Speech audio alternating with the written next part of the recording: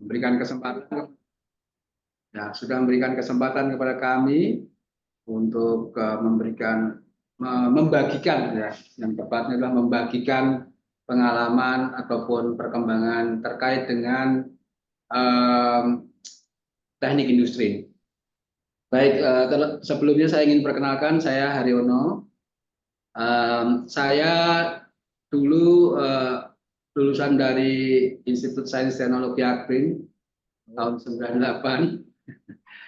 Ya, dan saya lulusan dari teknik industri, tentu saja. Saya bekerja di PT Ungaran Sari Garmen sejak saya lulus hingga sekarang. Oh iya, Jadi luar biasa. saat ini sudah mungkin hampir 26 tahun. Temannya Pak Dan Imam Sodikin ya, Pak? iya, itu dulu adalah guru pembimbing saya, Pak Oh Imam. itu. Iya, Siap, siap, siap. iya, ya, sampaikan salam ke Pak Imam, Pak, bila Oh apa. siap, tetangga kami, satu perumahan. Ya. Iya, baik.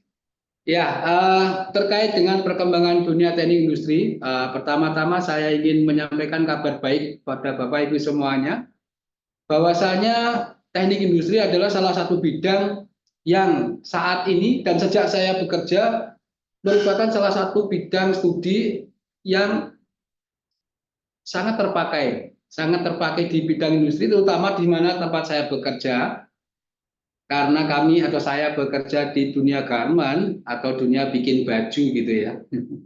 Jadi ya, saat itu pada saat saya bergabung di pekerjaan itu adalah saat awal di mana teknik industri ini diimplementasikan di dunia pekerjaan. Itu yang saya tahu, karena yang saya paham di dunia garment saat itu belum ada implementasi tentang keilmuan teknik industri. Dan ternyata dalam apa namanya perjalanannya dunia teknik industri itu betul-betul menjadi salah satu bagian yang sangat vital, yang hingga saat ini para apa namanya praktisi-praktisi teknik industri di dunia kerja, mereka punya banyak kesempatan untuk berkarir, ya. Eh, Banyak rekan-rekan saya yang di bidang yang sama, mereka setelah beberapa lama mereka dipercaya untuk bisa menghandle pekerjaan sampai ke level manajer. Dan memang mereka adalah orang-orang yang tepat di bidangnya, karena pekerjaan ini benar-benar membutuhkan keterlibatan para praktisi atau tim yang punya background teknik industri. Kenapa? Nah, itu yang menjadi sekarang pertanyaannya. Yang saya paham dan kita semuanya pasti tahu bahwa di teknik industri punya fokus tentang pengukuran kerja. Bahkan anekdot ataupun slogan yang mungkin sudah kita semuanya sangat familiar, bahwa apa yang bisa diukur bisa dicapai. Mungkin kalau Bapak Ibu saya yakin sudah pasti sangat tahu itu siapa yang bikin slogan itu. Kalau kita googling juga banyak sekali slogan-slogan ini, ya. Dan itu betul-betul sesuatu yang menjadi dasar atau fondasi dari pekerjaan yang kami lakukan dengan mengimplementasikan keilmuan teknik industri. Mengambil slogan ini, apa yang bisa diukur bisa dicapai. Tentu saja kita mengarah kepada semua pekerjaan harus diukur. Oleh karena itu, program studi di bidang teknik industri sangat penting untuk bisa menekankan tentang kemampuan melakukan pengukuran kerja. Atau kalau saya tarik ke basicnya, tentu saja berhubungan dengan kemampuan menghitung. Dalam istilah kalau kami bekerja, pasti kami dibutuhkan punya kemampuan matematika dasar. Dan itu tidak sulit karena itu bukan matematika yang level tertinggi seperti, ya, mungkin kita bicara kalkulus, aljabar dan sebagainya. Enggak seperti itu juga, tetapi pastinya semua lulusan perlu dibekali dengan kemampuan matematika dasar, karena pada saat kita menghitung pasti hubungannya dengan keilmuan matematika. Nah, sisanya sebagai implementasi tentu saja perlu dibekali dengan orientasi tentang apa yang menjadi pekerjaan atau menjadi aktivitas manusia di dalam pekerjaan yang harus diukur. Karena tanpa tahu ukurannya kita nggak akan pernah tahu apa hitungannya. Kita tidak akan pernah tahu apa yang harus dicapai. Nah, itulah yang menjadi selalu slogan kita, menjadi satu fundamental kita untuk mempersiapkan segala sesuatu.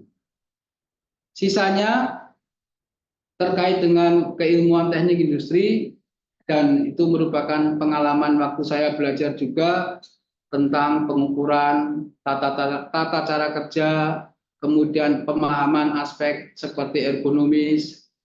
Ini semuanya merupakan menurut saya merupakan prasyarat utama untuk bisa dipahami oleh rekan-rekan teman-teman kita yang sedang belajar di Fakultas Teknik Industri, karena ini semuanya memberikan sense atau pemahaman dasar bagi mereka semuanya di dunia pekerjaan. Karena membangun sense inilah yang sangat penting.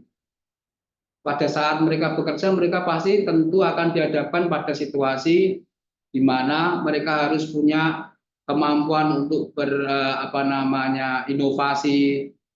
Jadi apapun yang mereka lihat, pasti mereka perlu pikirkan apakah ini sudah sesuai dengan pekerjaannya, apakah ini sudah sesuai dengan yang dibutuhkan, apakah peralatan yang dipakai sudah memenuhi syarat, apakah metode yang dikerjakan sudah bisa diimplementasikan dengan baik, apakah ada yang aneh dalam hal itu. Nah, itu adalah sense yang perlu dimiliki oleh teman-teman kita yang sedang belajar di dunia di Fakultas Teknik Industri, supaya mereka bisa paham pada saat mereka masuk di dunia pekerjaan, mereka betul-betul bisa beradaptasi dengan cepat dan bisa menunjukkan bagaimana mereka keluar dari Fakultas Teknik Industri dan siap masuk ke dalam pekerjaan. Karena sense atau pemahaman dasar inilah yang sangat membantu mereka untuk beradaptasi dengan cepat di dalam pekerjaan. Nah, sisanya secara keteknikan, kalau tadi saya bicara tentang menghitung, ya, di dalam teknik industri pasti Bapak Ibu sudah sangat hafal atau mungkin sangat familiar dengan penghitungan kalau kita hitung namanya penghitungan waktu kerja, ya, seperti time study seperti itu. Nah, ini adalah salah satu aktivitas utama yang ada di dalam dunia pekerjaan. Setelah pekerjaan itu dihitung, tentu saja perlu dibuktikan. Nah, di sini pengukuran kerja atau kemampuan rekan-rekan kita yang sedang belajar di teknik industri untuk memahami cara melakukan pengukuran kerja, atau mungkin bahasanya sering dibilang time study atau semacam itu perlu mereka pahami. Karena di dunia teknik industri pada saat kami melakukan interview atau wawancara dengan rekan-rekan, pastinya basis keilmuan ini pasti akan menjadi satu pertanyaan utama. Jadi rekan-rekan atau teman-teman yang lagi anak didik yang lagi mengambil jurusan teknik industri perlu memahami setidaknya pemahaman dasar tentang pengukuran kerja seperti time study. Di dalam time study ada beberapa elemen, pasti ada basic basic time, ada standard time, ada allowance, ada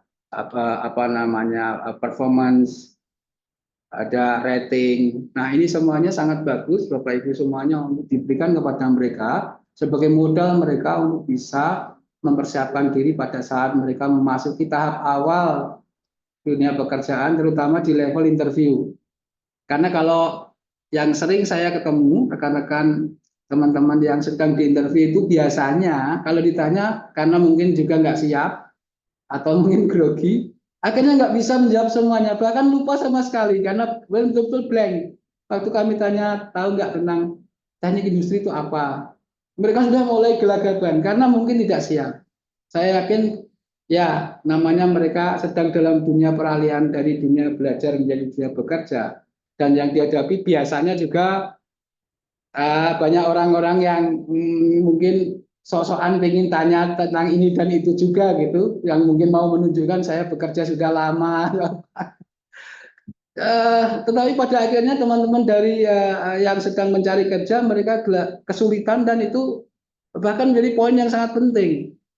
Karena pada saat mereka ditanya, saya dari background dunia teknik industri, dan ditanya teknik industri itu apa, sama sekali even mereka tidak tahu bisa menjelaskan dari sudut yang mana. Nah, itulah yang menjadi pokok permasalahan utama di dunia pendidikan menuju dunia pekerjaan. Karena itu pintunya kalau belum terbuka dan mereka akan kehilangan kesempatan tentu saja. Itu yang saya ingin sampaikan secara mendasar.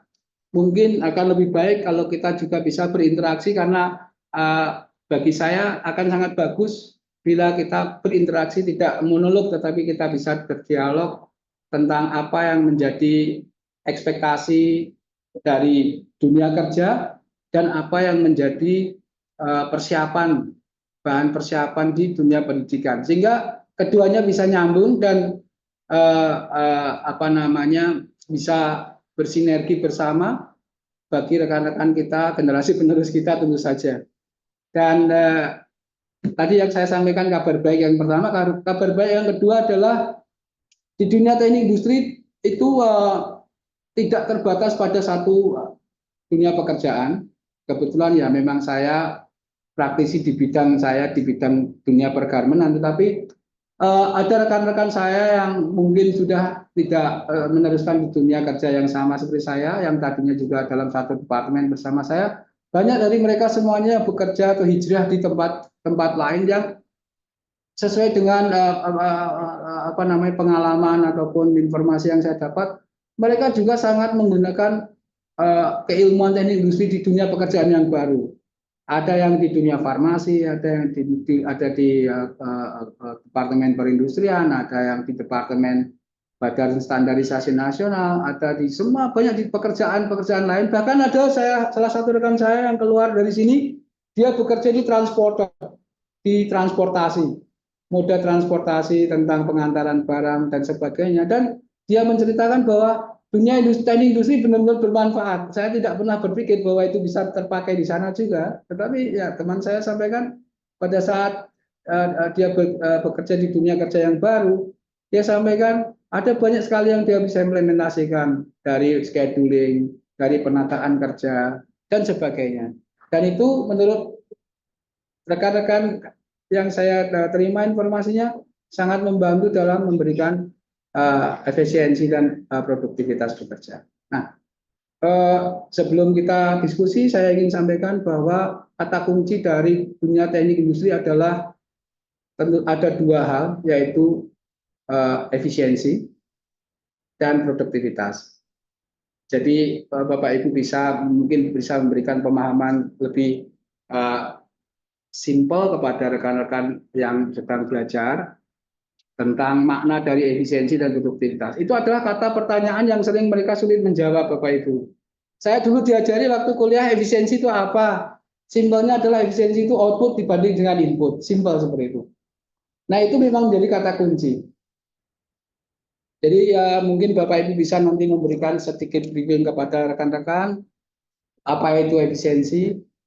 Karena di dunia pekerjaan yang diperlukan adalah hasil dan tentu saja produktivitas.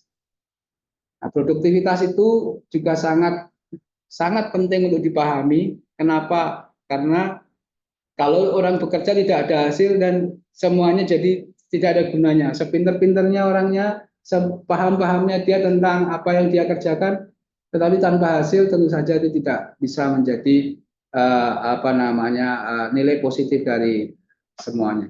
Baik, itu saja. Sebelum kita mulai diskusi, saya ingin sampaikan salam produktivitas untuk kita semuanya. Terima kasih.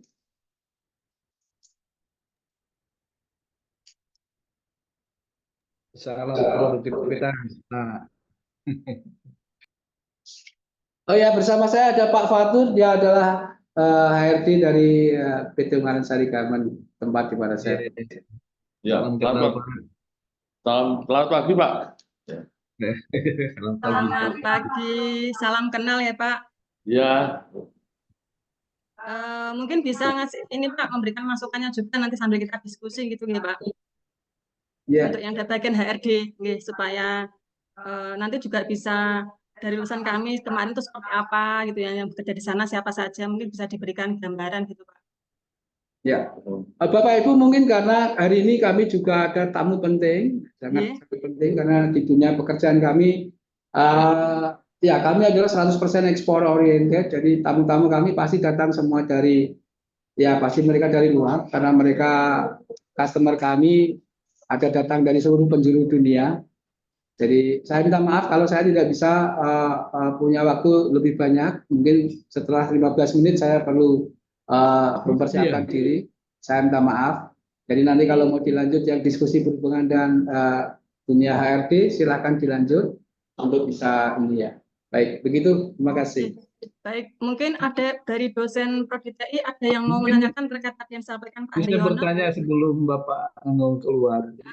Terkait Pak Haryono boleh ditanyakan. Ya, Bapak Haryono Ibu. ya, ya. Ya, Ya. Baik Pak, saya Pak Masrul Pak. Ini ya tadi Pak kan Masrul. ilmunya TI yang Pak Haryono sampaikan banyak di time motion study itu ya.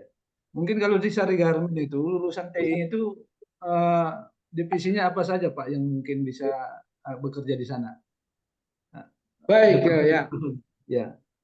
Ya, terutama otomatis itu dunia industri engineering, Pak. Di tempat kami punya mungkin lebih dari 125 orang teknik industri, Oh dari ya. lulusan dari teknik industri. Jadi ya seperti saya sampaikan bahwa Departemen Teknik Industri adalah salah satu departemen yang sangat vital, yang menjadi salah satu ujung tombak di seluruh lini. Jadi tentu saja terutama di teknik industri, kami punya departemen khusus, Departemen Teknik Industri. Dan saat Iya, ini iya. seluruh dunia garment, Pak, kalau Bapak lihat atau amati, mereka semuanya sudah mulai mengimplementasikan Departemen Industri Engineering, Pak. Oh iya, iya, itu betul. Jadi ya di seluruh dunia garment, tidak hanya di tempat kami. Tempat kami adalah salah satu pionir yang mengawali, dan ya kebetulan saya juga mendapatkan mentor yang luar biasa waktu itu dari India, dari Iya, iya. Jerman, dan dari Inggris. Mereka memberikan mentoring yang luar biasa. Jadi, tetapi saat ini semua sudah ini Pak. Dan selain Departemen Teknik Industri, tentu saja banyak departemen yang lain. Ada Departemen PPMC, ada departemen-departemen yang secara khusus seperti ya produksi, finishing, cutting, semuanya ada Pak. Tetapi ya mereka semuanya eh, secara umum ada di bawah kontrol Departemen Industri Engineering. Gitu Pak. Oh, begitu. Berarti sekarang ini dijadikan satu ya Pak, di Departemen Teknik Industri Engineering. Nanti mereka ibaratnya tugasnya agak fleksibel gitu ya. Bisa di bagian-bagian sini gitu ya. Betul Gitu. Pak. Betul Pak. Oh, Jadi gitu. Departemen Industri Engineering dan kemudian aplikasinya mereka ada di section masing-masing Pak. Bisa section produksi, bisa section manapun Pak. Gitu. Oke, oke. Makasih Pak Har. Ya. Ya, Yang terus lain Pak Assalamualaikum. Waalaikumsalam. Ya, Pak Haryono, saya Suhartono, ya, perkenalkan. Suhartono, dosen teknik industri Jaya Mataram, yang mana saya dulu pernah menjadi dosen di UST, kemudian di Akprin, dan dulu pernah ada rekrutmen dari Garmen di, ini pabriknya di Ungaran ya Pak ya? Iya Pak. Ya. Ya, saya tidak tahu yang mana, tapi ada alumni-alumni saya, baik dari Akprin ataupun dari Widya Mataram yang sekarang ya, kemudian dari USC itu banyak yang di sana. Dan dulu pernah rekrut ke kampus ya, berhubungan dengan saya. Hanya yang menjadi persoalan begini, Pak, tentang ilmu itu memang banyak di perusahaan Pak, tentunya banyak yang terkait dengan bidang industri memang, ya termasuk sistem produksi, kemudian apa tadi ada time study, ada motion study dan sebagainya, itu juga kita ajarkan dan itu memang sangat berhubungan dengan sekali, ya, berhubungan dengan perusahaan, ya, dengan industri.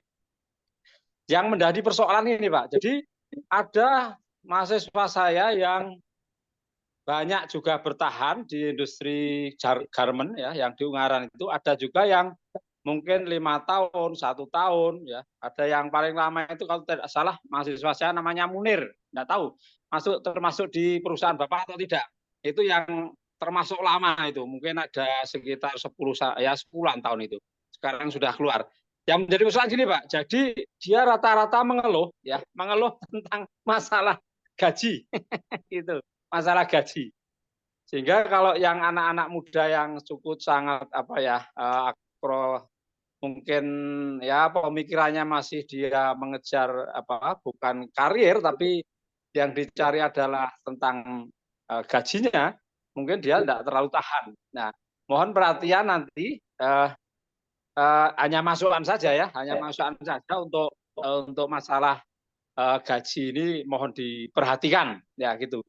Kemudian sebenarnya kami di dunia pendidikan itu sudah semua diajarkan ya tentang industri itu, tentang teknik industri. Namun memang seperti yang dikatakan Pak Haryono tadi, ya, barangkali di dalam menghadapi interview itu dia tidak siap gitu ya, belum siap.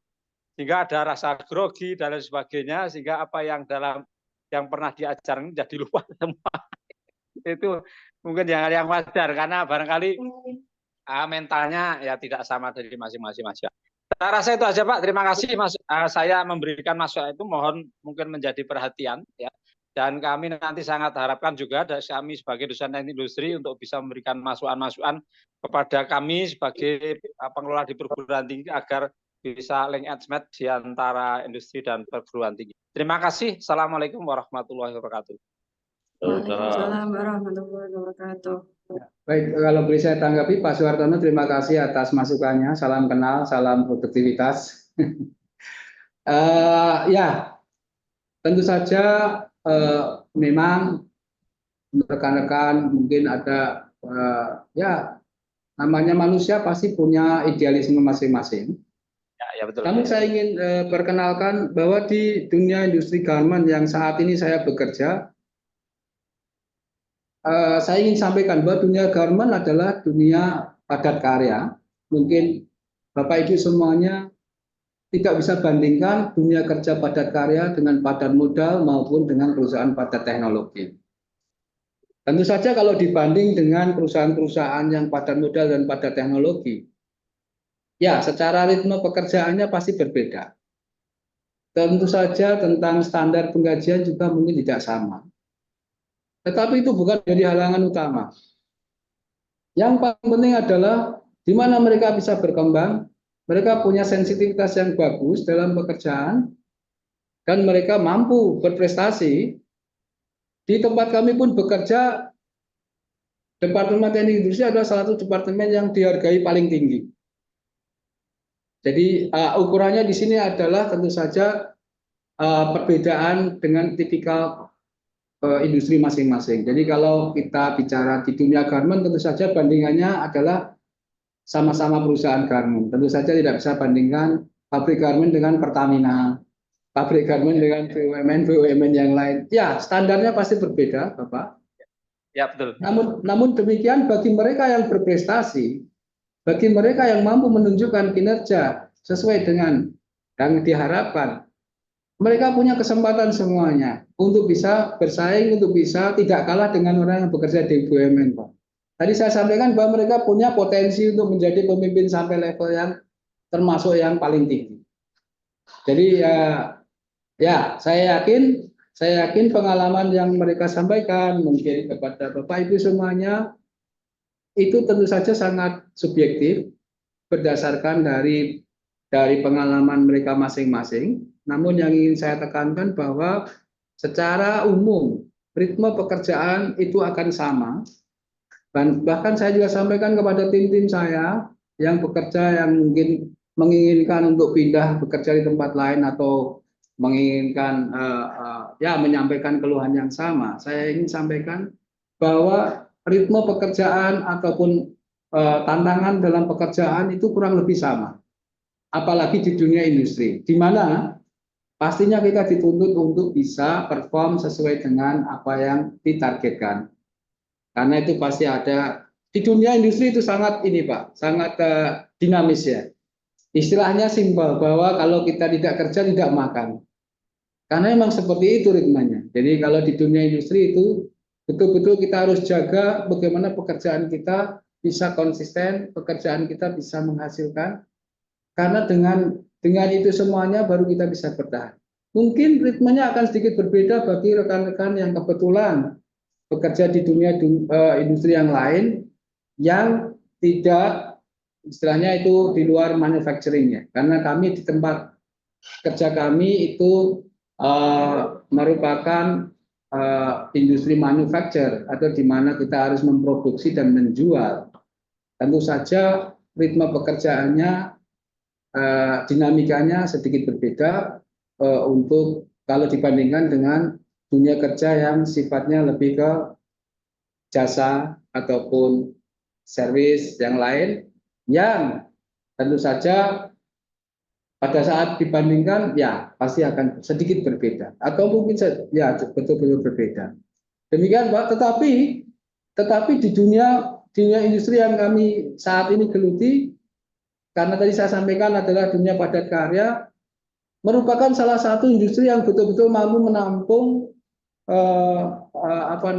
para pencari kerja semaksimal mungkin. Pak bisa bayangkan di tempat kami saat ini bekerja itu ada 15.000 karyawan. Wah, luar biasa ya. Ya, itu di satu tempat di Jawa Tengah saja, Pak. Dan secara grup kami punya sekitar 45.000 karyawan. Nah, pertanyaannya adalah tidak semua rekan-rekan teman-teman kita yang mencari kerja itu bisa diterima di seperti yang diharapkan. Katakan saat ini yang menjadi primadona pasti pengennya di pegawai negeri, BUMN, ataupun di kedinasan-kedinasan yang lain yang mungkin secara finansial sangat menarik. Namun kesempatan itu kan tidak banyak. Jadi saya bisa bilang 1 banding berapa, paling banding 1.000, banding 2.000, banding 10.000. Otomatis sisanya mereka ada di mana? Mereka semuanya ada di dunia industri padat karya seperti yang kami miliki. Ya, kita bersyukur karena dengan adanya industri ini mampu menampung para pencari kerja dengan lebih banyak. Jadi kalau tidak ada industri ini kita bisa bayangkan mau kemana mereka semuanya yang nggak dapat tempat. Jadi itu yang ingin saya sampaikan. Sekali lagi, karir itu tidak menjadi hambatan selama rekan-rekan semuanya kita bisa mengimplementasikan dengan baik dan berprestasi. Tidak ada yang bermasalah untuk itu, Pak. Jadi secara finansial saya bisa sampaikan, saya bisa garansi bahwa mereka semuanya akan mendapatkan yang terbaik dari yang baik di tempat kami bekerja. Selama prestasi mereka bisa ditunjukkan, selama hasil kinerja mereka bisa terlihat.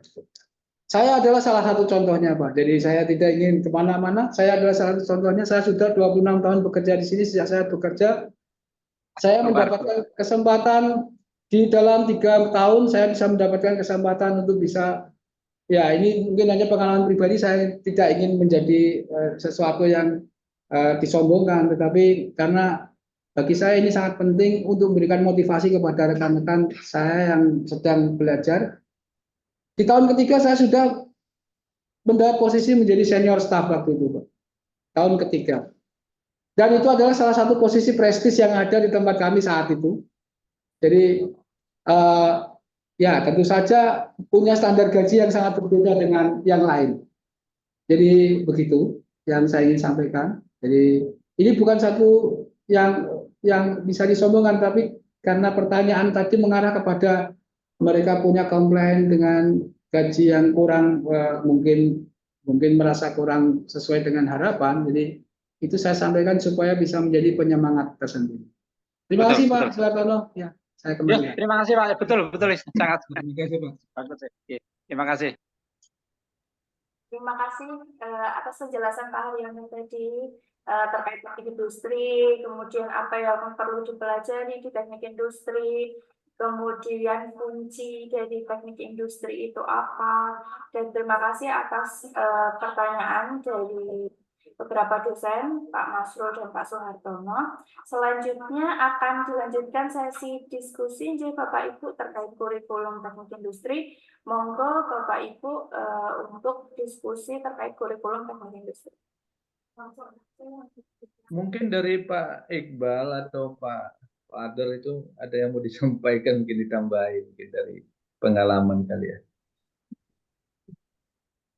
Dulu, misalkan sudah kan ya, kalau memang dari dunia teknik industri sudah tidak ada yang ditanyakan, saya mau undur diri. Kalau masih ada, saya tunggu, silahkan.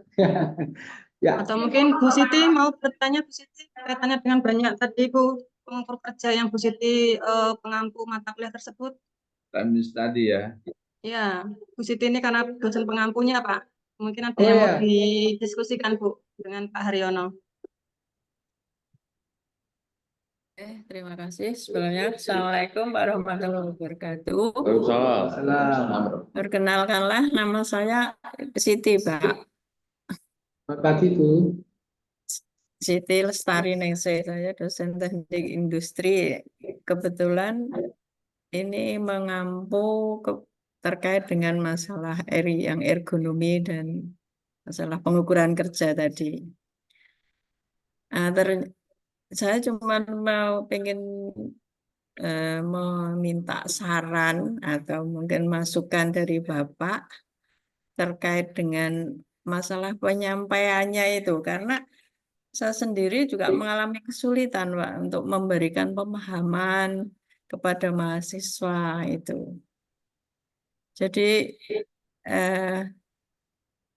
gimana ya istilahnya itu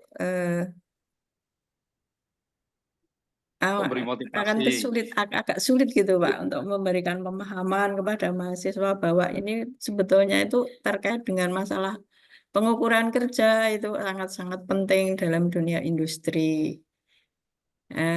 Ataukah mungkin ada saran dari Bapak, misalkan kalau seandainya nanti kami melakukan misalkan semacam studi lapangan di sana untuk melakukan pengukuran di sana itu, atau bagaimana cara penyampaiannya biar nanti itu lebih efektif gitu loh, Pak. Atau kan mungkin ada semacam praktek-praktek kecil atau gimana gitu untuk penyampaiannya itu.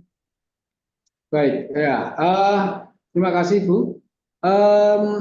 Ya, terkait dengan penyampaian materi, ya saya yakin Ibu adalah sosok yang tepat, yang punya pengalaman luar biasa menyampaikannya. Tetapi ya sangat penting untuk rekan-rekan mahasiswa kita untuk memahami kenapa pengukuran kerja itu penting. Nah, waktu saya sekolah dulu, waktu saya kuliah dulu, memang ada banyak praktek yang berhubungan dengan pengukuran kerja.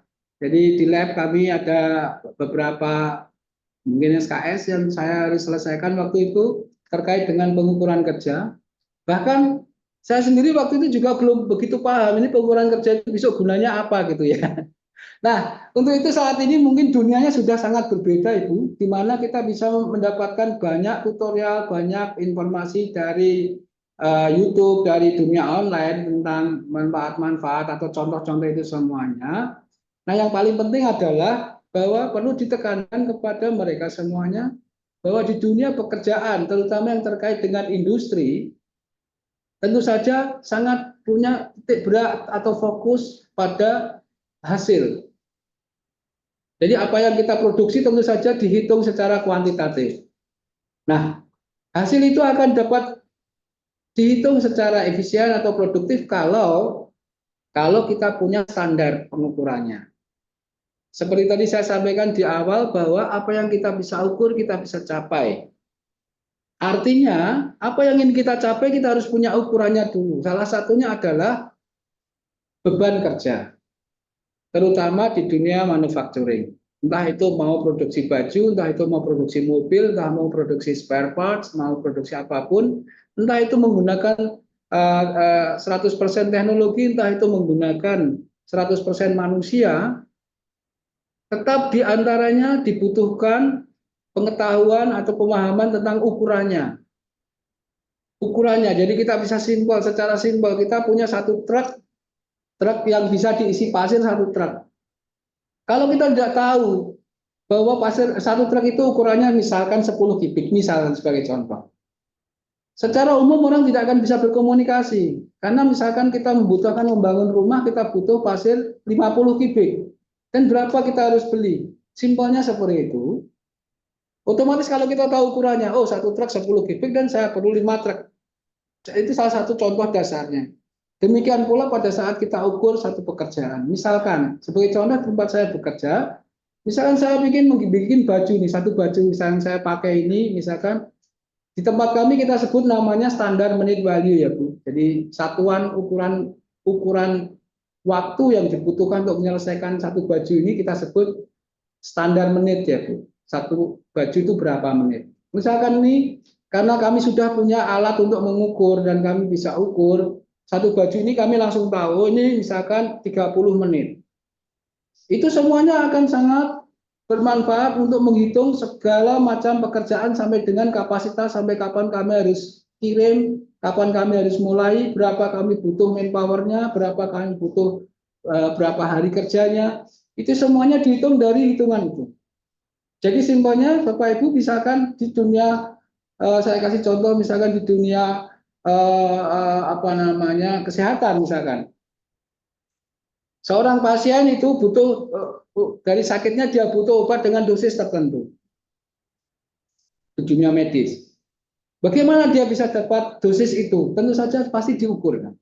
Tidak mungkin seorang dokter datang, orang sakit datang, langsung dia suntik jebret tanpa tahu dia harus dikasih dosisnya berapa. Pasti itu tidak akan sampai tujuannya. Langsung itu sampai menghadap Tuhan mungkin hasilnya. Ya, jadi ukuran itu sangat penting. Nah, ilustrasi-ilustrasi semacam itu menurut saya sangat penting untuk digali, untuk bisa disampaikan kepada rekan-rekan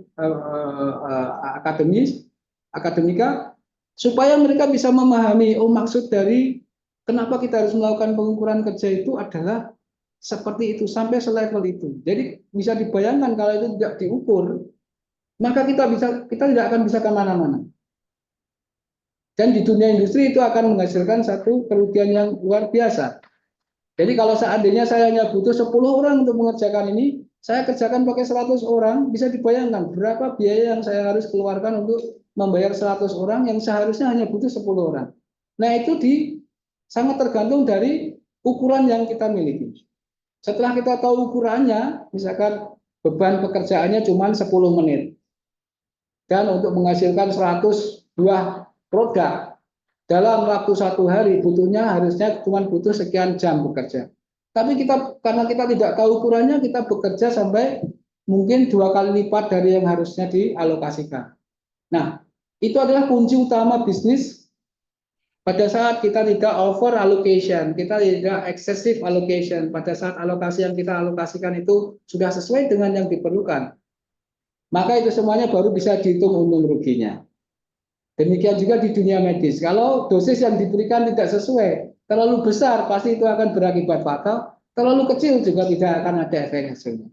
Nah itu semuanya dimulai dari pengukuran, kata kuncinya. Nah pengukuran kerja kurang lebih kita bisa berikan gambaran sampai sejauh itu, atau mungkin bisa dicarikan banyak literasi, banyak referensi yang bisa terkait dengan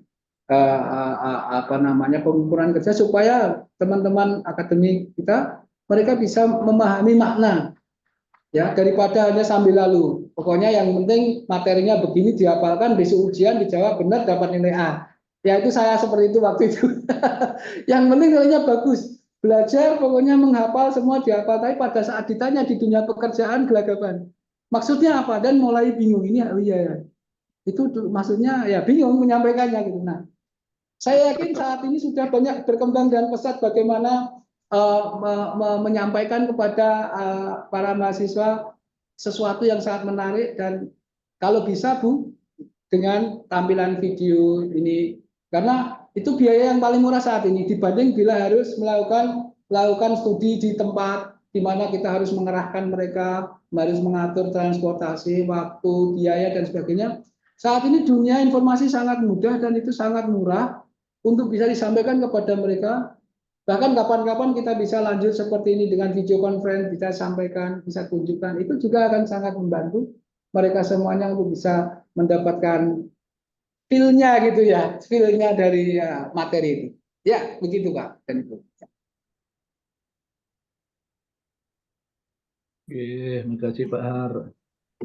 Terima kasih Pak Haryono atas penjelasannya. Mungkin Bapak mungkin masih ada sedikit Bu Iva. Ya, kalau bisa mungkin terkait dengan tadi Pak, masalah efisiensi dan produktivitas itu loh Pak. ya. Nah itu yang masih agak kalau misalkan apakah kami bisa mengatakan bahwa kalau namanya efisiensi itu adalah irit itu gitu. Gimana Pak, bisa nggak Pak? Baik Bu, ya kata kuncinya ya, kalau boleh saya bagikan, saya yakin Bapak Ibu lebih tahu dari saya. Iya. Eh, kata kunci di dunia pekerjaan bedanya efisiensi dan produktivitas adalah satuannya Bu. Iya, makanya itu. Iya, bahkan kalau kami tanya satuan efisiensi, pasti banyak rekan-rekan 50% rata-rata bingung menjawabnya. Bedanya Iya. apa satuan efisiensi dan produktivitas? Efisiensi satuannya persen. Iya, Produktivitas suka. biasanya dihubungkan dengan output persatuan waktu. Iya. Jadi kalau kita bicara produktivitas, misalkan kita berapa produktivitas? Ya, kita bisa hitung otomatis saya produksinya adalah 100 pieces per jam. Iya. Begitu kan? Tapi berapa efisiensinya ya? Efisiensi saya ada di 10%, 50%, 100%, semacam itu. Itu adalah salah satu tolok ukur dari keberhasilan bisnis yang kita punya, efisiensi dan produktivitas. Berapa efisien kita bekerja? Oh, bekerjanya baru 50%, berarti tidak efisien, pasti kita rugi. Oh, ternyata setelah kita hitung ulang, kembali ke pengukuran kerja, oh efisiensinya bisa sampai 80%, kurang lebih sudah mendekati pasti untung. Produktivitas kan itu kita bisa hitung produktivitas, pasti hitungannya secara kuantitatif, dan baru kita bisa hitung kapasitas. Karena kalau kita bicara produktivitas, pasti kita bisa menghitung kapasitas. Oh, kalau sehari satu orang produksinya 100 pieces per hari, karena satuannya waktu. Berarti kalau saya punya 1000, saya harus alokasikan berapa orang. Nah, itu adalah dua sisi yang saling berhubungan dan sangat penting menjadi satu elemen untuk perhitungan-perhitungan di dunia bisnis. Iya, Pak. Terima kasih, Pak. Terima kasih. Udah, Pak, mungkin dari saya. Ada yang lain Assalamualaikum mungkin? warahmatullahi wabarakatuh. Waalaikumsalam warahmatullahi wabarakatuh. Ada yang disampaikan? Yang lain? Mahasiswa boleh bertanya. Mumpung ini ada manajer ya bagian produksi sama HRD-nya. Ada yang mau bertanya mahasiswanya? Supaya nanti terbuka ya, apa sih yang di sana gitu ya, di USG, IE itu seperti apa, biar tambah jelas. Mungkin mahasiswanya ada yang bertanya nggak? Ini kayaknya pada Saya, malu-malu ini Pak mahasiswanya. Oh iya siapa? Mas Sulis, ya, silakan. baik sebelumnya perkenalkan Pak, nama saya Sulis Prasetya Priantoro. Kebetulan saya mahasiswa Teknik Industri Universitas Widya Mataram yang saat ini sedang menempuh skripsi, ya semester akhir. Izin bertanya Pak, saya ingin bertanya soal bagaimana sih soal detail dan peran dan serta tanggung jawab untuk posisi teknik industri di perusahaan Bapak. Kan di mana saat ini juga banyak yang perusahaan itu yang membuka lowongan seperti apa ya, yang diutamakan itu lebih ke pengalaman gitu Pak. Jadi tidak bagaimana dengan kami yang fresh graduate ini yang non pengalaman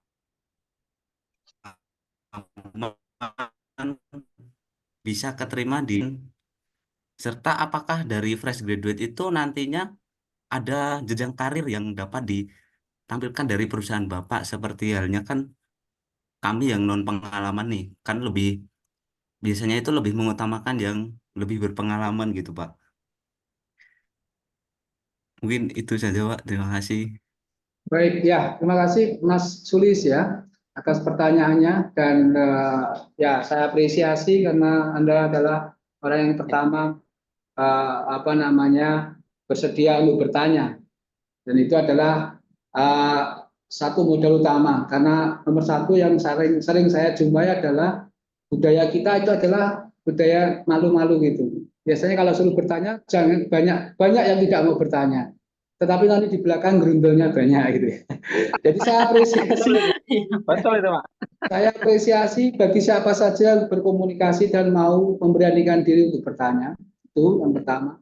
Dan saya yakin keberanian ini menjadi modal utama bagi Anda di dunia bekerja dimanapun Anda berada. Karena pada saat Anda dihadapkan pada dunia pekerjaan yang sesungguhnya, maka Anda menjadi pribadi yang mandiri, pribadi yang harus bisa bersaing dengan semua orang. Ingat, di dunia kerja itu tantangannya adalah persaingannya sangat tinggi. Karena populasi manusia di Indonesia itu termasuk salah satu 5 atau 6 tertinggi di dunia. Jadi tentu saja mencari pekerjaan bukan sesuatu yang mudah. Yang kedua, saya ingin sedikit koreksi supaya Mas Sulis besok juga bisa ada satu confidence yang tinggi. Pertama adalah bahasa saya kebetulan belajar di dunia teknik industri. Nah, itu bukan kebetulan, Mas. Ya, itu kata kebetulan itu biasanya sering muncul. Bahkan biasanya bilang saya kebetulan atau mungkin dan sebagainya. Bagi dunia seorang teknik industri engineer, mereka harus punya yang namanya ilmu pasti, kepastian. Jadi di sini jangan ragu-ragu, Mas Sulis. Saya bukan kebetulan, saya sudah sekolah bahkan sudah ke level skripsi. Anda pasti harus menunjukkan keyakinan Anda bahwa saya seorang engineer yang luar biasa, yang punya potensi.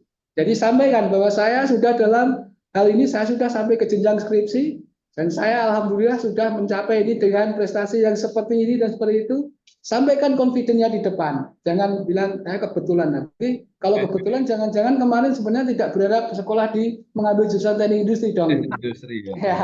Oke, itu Inilah satu saya.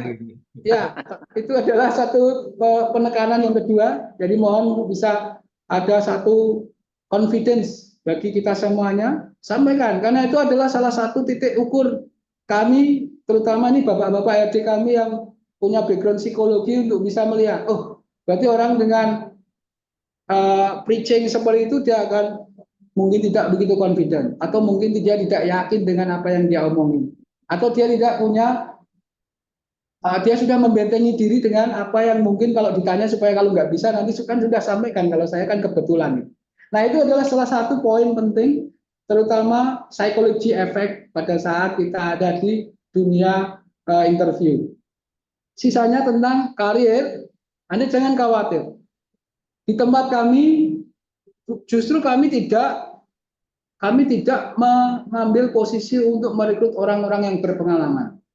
Dari level operator sampai semua level itu kami bentuk karena kami ingin punya ekosistem, punya mentalitas bekerja yang sesuai dengan harapan yang dibentuk di perusahaan kami. Jadi kami tidak mengambil industri engineer yang berpengalaman. Kami justru tidak bisa mengambil itu. Karena mereka sudah punya pola pikir tersendiri di tempat mereka bekerja. Kami tidak bisa bentuk sesuai dengan apa yang kami inginkan. Jadi di tempat kami justru merekrut para fresh graduate sejak dari level operator sampai dengan level tertinggi. Ya, tentu saja itu juga menjadi kelemahan kami.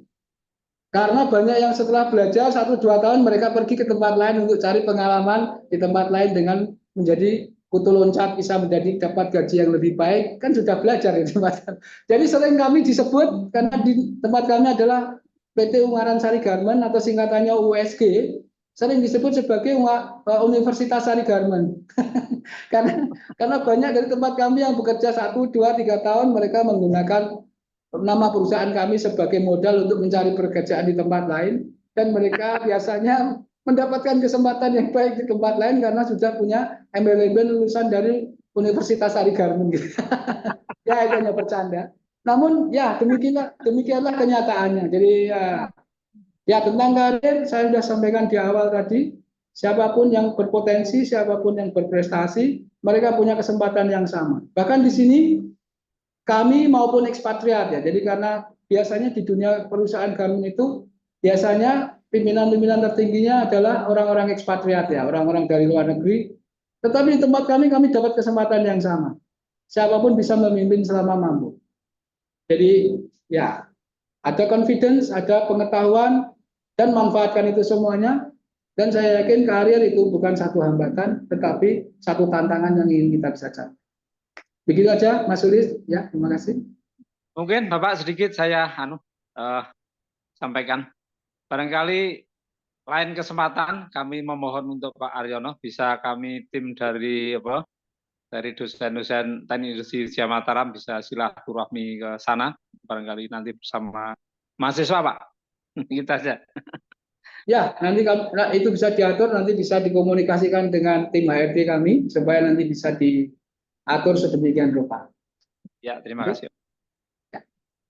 Bapak Ibu, bila tidak ada pertanyaan yang lain, saya minta maaf sebesar-besarnya karena ya saya perlu ada persiapan untuk tamu saya sebentar lagi akan datang, jadi saya perlu mempersiapkan diri untuk bisa menemui mereka. Saya mohon maaf. Namun demikian, bila masih ada banyak atau ada pertanyaan yang mau didiskusikan, mungkin kesempatan yang lain kita bisa agendakan lebih lanjut dan bisa kita dapatkan, kita bisa berbagi bersama-sama, karena saya juga sangat senang bisa mendengarkan pengalaman di dunia pendidikan saat ini, dan itu juga bisa menjadi referensi yang positif bagi kami tentang bagaimana kami bisa membagikan informasi kepada teman-teman di Civitas Akademika supaya mereka juga bisa lebih siap dalam mempersiapkan diri di dunia atau di jenjang berikutnya. Begitu Bapak Ibu. Saya terima mohon kasih pamit. Bapak. Terima kasih Pak. Ya, Terima kasih Pak Aryono. Terima kasih. terima kasih. Ya, ya, selamat pagi. Terima kasih Assalamualaikum. Pak. Ya, Terima kasih. makan Terima kasih, dulu, Pak. Pak. Terima kasih. Terima kasih. Monggo silakan dilanjut Pak. Ya Pak.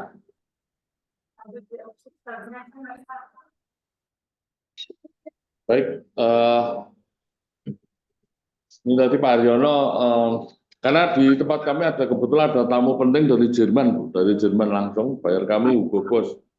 Jadi Hugo Boss, jadi Pak Aryono memang harus menemui mereka, jadi persiapan. Nggak apa-apa, nanti mungkin sedikit dari beberapa review yang tadi saya ikut mendengar, itu memang mungkin sedikit saya tambahkan bahwa kalau di tempat kami, yaitu Ungaran Sari Garmen itu, tadi sudah sedikit disinggung sama Pak Aryono bahwa kita memiliki jumlah karyawan yang cukup besar. Ya. Jadi kami adalah perusahaan padat karya, menampung ya kurang lebih, ya kalau di sini saya koreksi ada sekitar 16.000, mungkin kita juga kedepannya akan ekspansi, kita juga akan bangun juga di Sukoharjo. Kita mau membuka di Sukoharjo sana, ada kurang lebih 40 hektar nanti yang kita akan jalan di sana. Mungkin tahun depan ini. Jadi untuk kesempatan dari tim dari lulusan teknik industri itu sangat banyak sekali, Bu. Jadi priority di tempat kami itu untuk memegang posisi-posisi penting itu ada diambilkan dari jurusan teknik industri.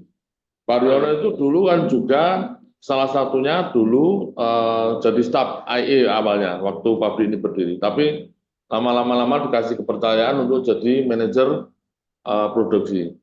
Terus di bagian lain supervisor, pimpinan-pimpinan itu juga dari dari semua departemen itu juga menginginkan itu kalau bisa dari jurusan teknik industri. Jadi kesempatan untuk bekerja dari rekan-rekan mahasiswa itu sangat luar biasa sekali. Saya ingat dulu waktu tahun 2000 saya merekrut itu di teknik industri dari seluruh universitas itu paling yang ada di Akprin, UI, ya, lainnya itu belum ada. Jadi saya ingat itu jurusan masing-masing universitas itu hanya sedikit yang ada jurusan teknik industri. Namun sekarang semua universitas sekarang membuka jurusan teknik industri karena demikian banyaknya nanti kebutuhan lowongan yang terbuka untuk teknik industri. Undip juga buka, UNS juga buka. Dulu tidak ada. Dulu waktu saya pertama kali ngerekrut di UI sama di Akprin, saya pernah datang ke sana itu belum ada. Tapi sekarang sudah mulai membuka sehingga kesempatan terbuka lebar dan itu dibutuhkan di semua departemen. Jadi kalau saya lihat adik-adik ini khawatir nanti bagaimana biasanya buka lowongan yang pengalaman, justru kalau di sini malah yang fresh graduate yang kita terima.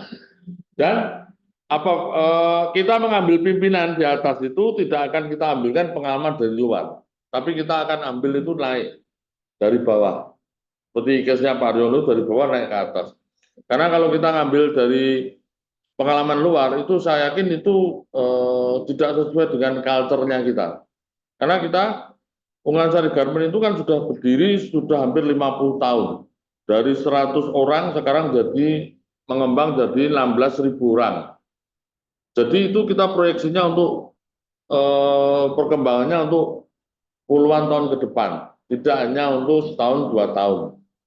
Kalau kita ngambil hanya pengalaman, biasanya kan kita hanya shortcut saja. Kita ngambil karyawan kontrak terus masuk sini, yang penting selamat. Nah, itu mungkin di perusahaan-perusahaan lain seperti itu. Tapi ini di kita enggak. Karena kita berpikirnya jangka panjang sampai pensiun. Jadi itu kita ambil orang yang memang benar-benar memiliki kemampuan untuk berkembang. Nanti dia yang akan nanti jadi leader-leader untuk kedepannya. Suatu saat Pak Haryono pensiun, yang nanti akan menggantikan itu adalah anak buahnya yang naik ke atas.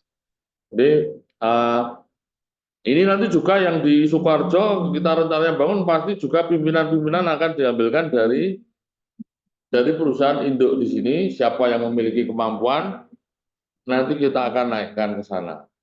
Jadi kalau untuk karier jelas. Mengenai tadi itu yang mengenai Pak itu gajinya sedikit lah. Itu memang gaji sedikit atau banyak itu sebenarnya tergantung dari karyawannya itu sendiri.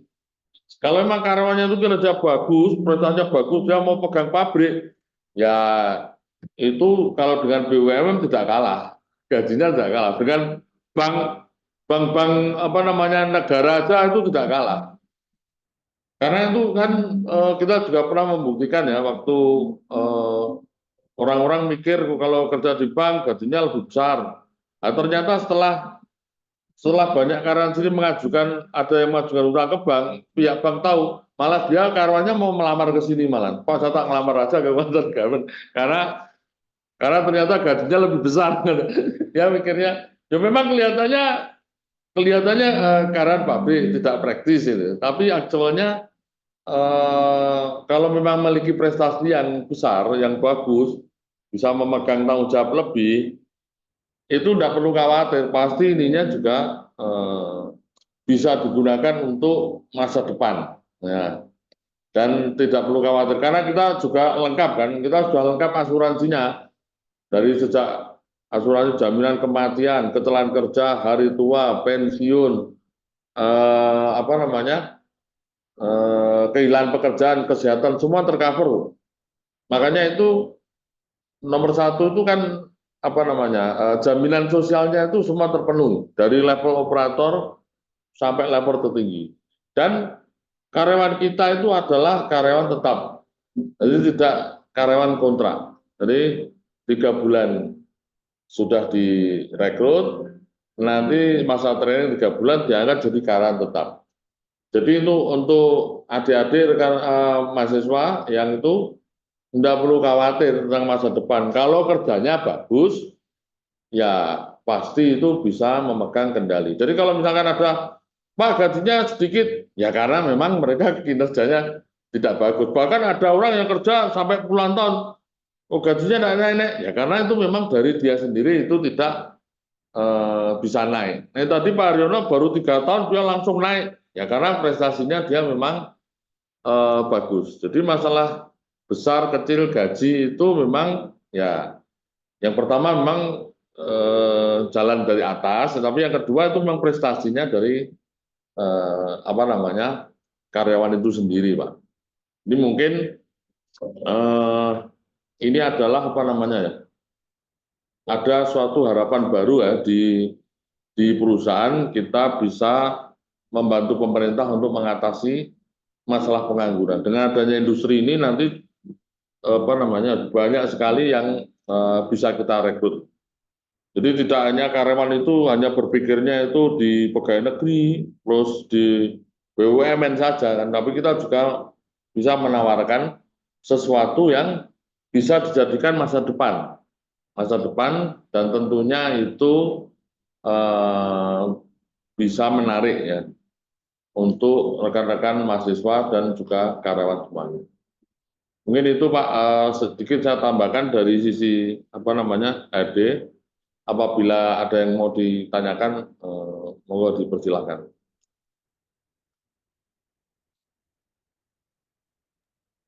Monggo Bapak Ibu, jika ada pertanyaan ataupun teman-teman mahasiswa, jika ada pertanyaan, monggo bisa disampaikan.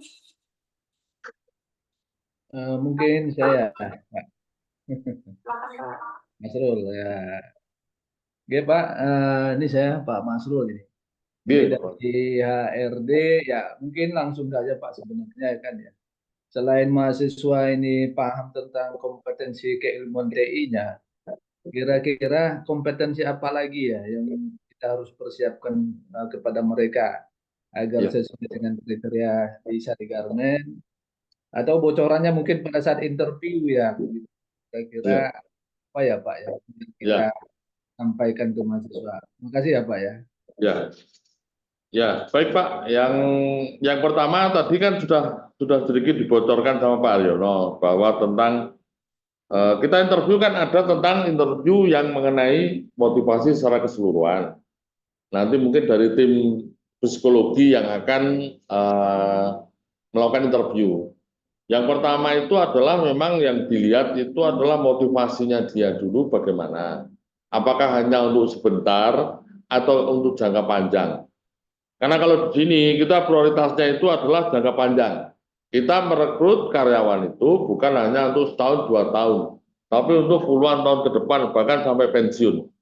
Itu adalah keinginan dari perusahaan. Makanya kalau hanya untuk setengah-setengah, interview hanya untuk setengah-setengah, pasti nanti akan ketangkep sama bagian psikologi bahwa oh ini tidak serius, apalagi nanti nanti saya mau melanjutkan mau ini.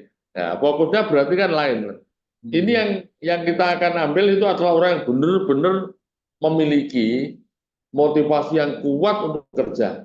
Itu yang pertama dari seleksi awal. Terus yang kedua, nanti mungkin di teknisnya itu nanti juga Pak Rona akan dari tim IE pasti akan melihat hasil selama kuliah kan, nanti mungkin tentang efisiensi, produktivitas dan lain-lain itu nanti akan digali itu. Jadi kalau ilmu dasarnya teknik industri aja tidak paham, itu juga nanti akan menjadi apa namanya ya pertanyaan, ini belajar benar atau enggak kan gitu kan. Jadi ini nanti juga secara teknik, jadi ada yang awal sama dari HRD juga nanti dari teknik industrinya sendiri. Nah untuk kedepannya karena kita itu perusahaan apa namanya ya perusahaan internasional dan semua buyer kita itu luar semua. Ini yang tidak kalah pentingnya itu adalah kemampuan bahasa Inggrisnya itu yang harus kuat. Karena kalau untuk memegang posisi jadi manajer itu kalau tidak bisa bahasa Inggris dan bagaimana? Karena yang kita hadapi kan orang asing semua, buyer asing semua, ini dari Jerman, dari Kanada, dari Inggris. Seperti Pak Haryono ini kalau tidak bisa bahasa Inggris dan bagaimana? Dia lancar sekali bahasa Inggrisnya kan, ya karena yang tiap hari yang dihadapi kan memang orang-orang asing. Jadi, ini yang perlu karena kebanyakan itu kalau jurusan teknik itu kan fokusnya ke teknik, itu lupa bahasa Inggrisnya itu lupa, kemampuan bahasa Inggrisnya lupa, tidak dimasukkan, bahkan mungkin tidak masuk dalam mata kuliah sehingga ketika dia dihadapkan untuk disiapkan jadi manajer pimpinan, dia tidak siap karena bahasa Inggrisnya kurang. Ini penting karena kita perusahaannya internasional ya. Jadi mungkin perlu ditambahkan Pak. Kalau saya lihat ini beberapa lulusan S1 itu lemahnya itu di bahasa Inggris. Speakingnya ya Pak ya. Ya tulisan atau speakingnya itu penting karena kita komunikasinya itu baik lewat email atau apa, komunikasinya itu bahasa Inggris semua dengan apa namanya buyer, dengan ini kan komunikasinya dengan pimpinan kita, direktur kita pun juga komunikasinya dengan bahasa Inggris. Ya. Siap. Ya ini penting. Kalau dia memiliki kemampuan bahasa Inggris cukup, pasti dia ada tumbuh percaya diri. Kita menghadap direktur, menghadap pemilik perusahaan, menghadapi ini kan tumbuh percaya dirinya itu kan cukup besar. Terus juga kemampuan presentasi itu kan itu penting. Ya, karena kan apapun kita buat report itu kan perlu kita sampaikan ke ke pimpinan kita, kemampuan untuk membuat report yang baik dengan yang dibutuhkan oleh pimpinan. Kadang kan pimpinan perlu cepat kan. Buat laporan cepat ke pimpinan, kemampuan bahasa Inggris dan kemampuan ya kecepatan reportnya itu ya dalam Excel, dalam ini analisa itu.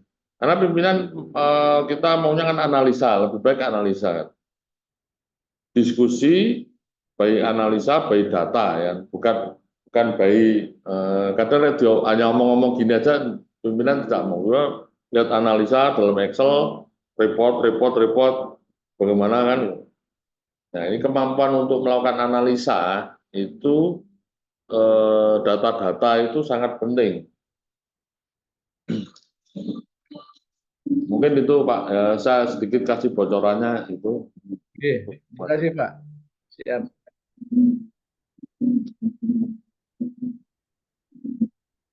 Terima kasih atas pertanyaan Pak Masud dan tanggapan dari Pak Fatur. Monggo teman-teman, Bapak Ibu, jika ada pertanyaan lagi kepada Pak Fatur, monggo silakan teman-teman yang ingin bertanya ataupun masih ada rasa penasaran atau kira-kira ada pertanyaan yang selama ini mengganjal di teknik industri itu, bagaimana di dunia kerjanya dan lain sebagainya. Ya, mungkin saya tak bertanya ya. Pak, saya Iva ya Pak, saya Iva. Nggih. Ada yang mau saya tanyakan, kalau tadi yang disampaikan Pak Haryono kan lebih ke kalau ke pengukuran kerja ya Pak. Jadi karena masuk yang pertama itu masuk ke bagian IE, begitu ya Pak. Jadi nanti setelah itu baru mungkin lebih ke produksi atau lain sebagainya. Nah, ada nggak Pak di sana divisi seperti PPIC seperti itu Pak? Karena kan di kami juga ada mata kuliah namanya perencanaan dan penilaian produksi. Dan dua ya, jadinya apakah itu menjadi bagian yang maksudnya penting gitu di sana, ataukah memang tadi Ya. fokusnya di pengukuran kerja atau seperti apa Pak? Mohon masukannya. Ya Pak, ya Bu, Bu Iva, terima kasih atas pertanyaannya.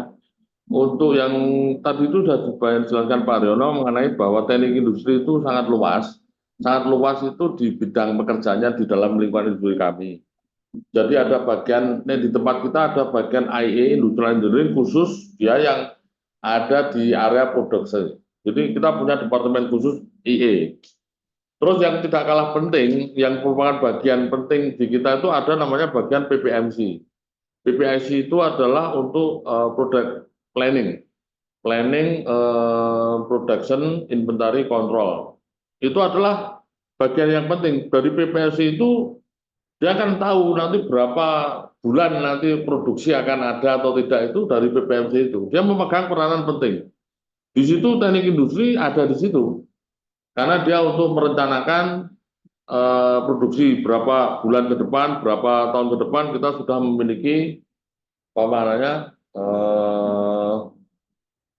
produksi berapa yang akan direncanakan, berapa kain yang harus didatangkan, berapa aksesoris yang harus didatangkan, itu ada di bagian PPMC. Jadi di dua departemen itu yang akan nanti yang memegang peranan penting di PPMC sama Industrial Engineering. PPMC adalah merencanakan, setelah barang datang, nanti yang eksekusi di lapangan nanti tugasnya dari IE. IE memastikan di lapangan produksinya bisa berjalan sesuai dengan rencana. Jadi ini kita ada dua departemen yang beda ya. Jadi PPMC ada, IE juga ada. Karena kalau perusahaan itu order itu kan selalu ada, karena kita bergerak di garment ya. Garment itu selama penduduk dunia itu masih mau pakai baju, itu masih ada order dari luar. Masih banyak order dari luar. Cuman hanya kadang itu perusahaan itu bisa mengeksekusi atau tidak. Nah itu tergantung dari kekuatannya dari tim PPMC sama IE. Dua itu kalau tidak kuat, ya pabriknya nanti tinggal nama. Karena makanya itu di tempat kami itu harus kuat, baik di PPMC-nya maupun di Industrial Engineering-nya. Terus kalau untuk departemen lain, misalkan di production itu kan ada supervisor yang kayak di finishing itu juga diisi oleh industrial engineering. Ya. Jadi bisa ada di supervisor, di PPMC, di industrial engineering sendiri, itu semua bisa masuk dari jurusan teknik industri. Mungkin itu Bu Iva, semoga bisa menjawab. Oke, baik, terima kasih Pak atas penjelasannya. Mungkin Bu Puji mau ada yang ditanyakan Bu? Nanten. Yang lainnya mahasiswa, ayo ada yang ditanyakan. Nah, ternyata PPIC penting loh ya, bagian penting di perusahaan ya. Jadi yang sudah belajar tentang PPIC boleh bertanya gitu ya, supaya bisa nanti kira-kira apa ya, untuk penerapannya di sana antara teori sama prakteknya itu seperti apa, itu boleh ditanyakan. Kayaknya tadi malu-malu Pak, ini mahasiswanya Pak. Tidak apa-apa, memang harus malu Bu. Daripada malu-maluin. Harus malu ya Pak. Mungkin Mas Sulis bisa loh sebagai pionir dulu ini memberi semangat teman-temannya untuk silakan bertanya. Tidak Diskusinya apa-apa. tentang apa kemarin ini Mas temanya? Mas Sulis tentang apa temanya? Pengukuran beban kerja mental, Bu. Nah, pengukuran beban kerja mental. Oh ya. Bisa Ada boleh silakan hubungannya nih ditanyakan dengan loh HRD, ya. Mas. Biar bisa tanya kaitannya dengan beban mental di sana gitu ya. Jadi biar untuk menambah nanti analisis ilmiahnya skripsinya Mas Sulis itu biar lebih bagus gitu. Ini kesempatan emas ini Mas. Monggo silakan tanya Mas. Gali sebanyak-banyaknya gitu ya.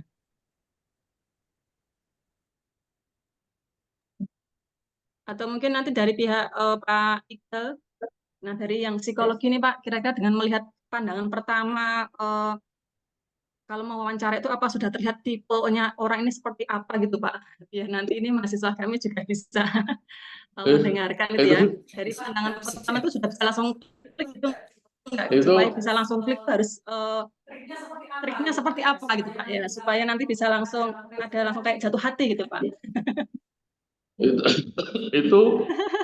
itu kalau Pak Iqbal sudah hafal itu. Dan sebenarnya kan mengenai apa namanya, kalau orang sudah lama di FD itu lihat aja sekilas itu sudah langsung bisa tahu. Mungkin dari sekilas atau lewat aja kita langsung tahu, oh ini nanti orang ini. Ya, itu caranya berjalan juga ada ya Pak. Ya, sudah ketahuan kalau ini orangnya ini nanti rajin atau keset atau apa, sudah tahu kelihatan dari cara jalannya sudah ketahuan.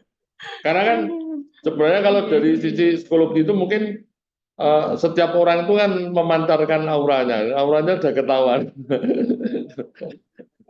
Ya, gitu kan Mas Iqbal, gitu. Nanti sudah ketahuan, duduk di sebelahnya aja sudah tahu ini akan nyebar apa. Dia biasanya Pak Iqbal gitu. Jadi ya sebelum digali memang itu apa namanya itu ada. Tambahkan Mas Iqbal mungkin. Ya, Bu Iva tadi menjawab sekaligus menggarisbawahi pertanyaan Bu Iva itu dan pertanyaan teman-teman semua. Industrial engineering itu bisa masuk di departemen apa aja toh gitu kan. Nah, yang pertama itu memang IE. IE itu pasti udah bisa masuk ya. IE di sini diisi sama teknik industri sama teknik kimia, tapi 80% itu teknik industri. Terus yang kedua tadi PPMC. Kalau mungkin di perusahaan lain ataupun di mata pelajaran Bapak Ibu sekalian mungkin PPIC Bu ya, yaitu sama. PPIC dan PPMC itu sama. Dulu di sini juga namanya PPIC, cuman udah diganti sekarang jadi PPMC. Itu juga teknik industri bisa. Terus kemudian untuk supervisor produksi itu ada 3. QC departemennya itu ada 3 yang butuhkan, QC, finishing sama departemen cutting. Ini departemen produksi utama. Departemen produksi utama ini supervisornya tentunya lebih dari 1 dan 90% jurusan beliau-beliau yang jadi supervisor ini adalah teknik industri. Ada juga matematika sama bahasa Inggris juga ada.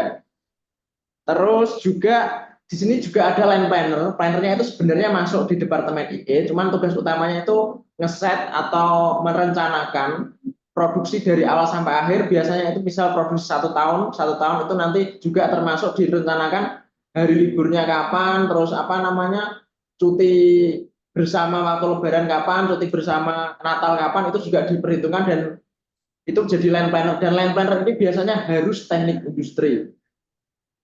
Terus menambahkan untuk kompetensi ya, kompetensi yang memang harus dibutuhkan. Sebenarnya mungkin benar yang dikatakan Pak Fatur tadi, bahwa kita kadang melihat orang pertama kali itu udah terlihat auranya. Auranya sudah terlihat, cuman kadang saya nggak pernah mau menilai suatu hal itu dari covernya aja. Jadi kadang, oh ini mungkin covernya itu berantakan. Beberapa mahasiswa, khususnya mahasiswa aktivis, itu kebanyakan mereka berantakan, Bu. Secara tampilan mungkin kurang meyakinkan. Cuman ketika diajak komunikasi, di interview mungkin mereka meyakinkan. Cuman kurangnya lagi ketika mereka di tes matematika dan bahasa Inggris, pandai, public speaking-nya bagus, cuman secara kemampuan dasar matematika dan bahasa Inggrisnya sangat kurang. Itu juga sangat banyak. Jadi mungkin sedikit bocoran ya, nggak cuma di USG sebenarnya, mungkin di perusahaan lain pun sama. Ada 4 hal yang istilahnya itu harus dimiliki para fresh graduate untuk bisa bersaing di dunia kerja.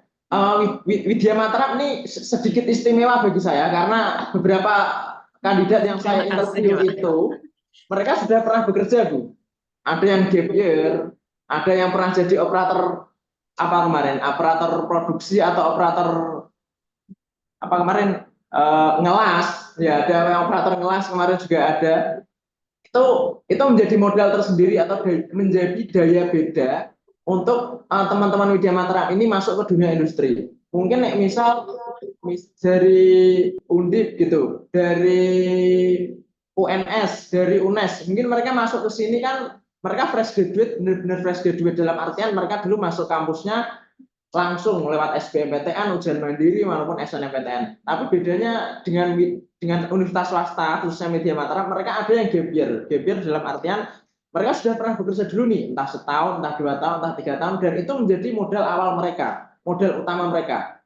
Karena yang saya temui, anak-anak fresh graduate setelah lulus SMA, mereka itu akan menemukan jati dirinya atau dasaran karakter, dasaran pemikiran, ideologi, itu setelah mereka lulus SMA sebenarnya. Kemudian ketika dia bekerja seperti ini, dan ketika mereka memutuskan untuk kuliah, itu akan menjadikan compare baru, di compare, oh dunia kerja seperti ini, dunia kuliah seperti ini. Jadi kemampuan mereka dalam menganalisa situasi, menganalisa adaptif dalam pekerjaan, dalam melamar pekerjaan itu memang beda. Saya rasanya sangat berbeda sekali. Oh ya, tadi ya, empat hal yang harus dimiliki itu di dunia manufacturing itu salah satunya yang pertama memang adalah bahasa Inggris tadi. Termasuk di sana speaking, reading, writing, sama listening. Karena enggak semua jebolan sarjana atau jebolan sarjana teknik itu bisa memahami orang ngomong. Paling enggak dia bisa ngomong dan bisa memahami orang ngomong. Grammarnya berantakan pun enggak masalah sebenarnya. Yang penting bisa ditangkap, komunikasi bisa tangkap. Ukurannya apa? Ukurannya misal kalau kampus ada namanya seperti FE, kalau di tempat saya dulu ada FEC. FEC itu Forum English Club. Jadi jalan-jalan study tour ke Borobudur misal, atau kalau Jogja mungkin ke Malioboro. Paling nggak berkenalan dengan bule yang ada di sana, pakai menggunakan bahasa Inggris. Paling nggak mereka udah ngerti aja bahasa kita atau omongan kita, where do you come from, terus what's your name, please I want to take a picture with you. Sederhana seperti itu, seenggaknya mereka ngerti, itu seenggaknya udah menjadi nilai plus buat mahasiswanya sendiri, karena dia udah pede mau ngomong dengan yang luar bule-bule luar negeri itu. Terus speaking, reading, writing, listening. Terus yang kedua tidak kalah pentingnya soal teknis ya. Teknis itu nggak cuma teknik industri, sebenarnya itu kemampuan komputer. Kemampuan komputer, bahkan kemarin ketika saya nggak ngetes komputer, salah satu jebolan universitas ternama, Bu ya, Pak, itu mohon maaf kemampuan komputernya itu sangat kurang. Nek guru nyalain komputer, mematikan komputer itu mungkin bisa, cuman di Excel rumus-rumus sederhana seperti VLOOKUP, if itu kan nggak istilahnya nggak sulit sebenarnya ketika dipelajari itu yo istilahnya kurang gitu. Terus yang ketiga itu adalah kemampuan public speaking, atau paling enggak dia punya kemampuan menjual dirinya atau komunikasinya dia, interpersonalnya dia, komunikasi dengan orang lain.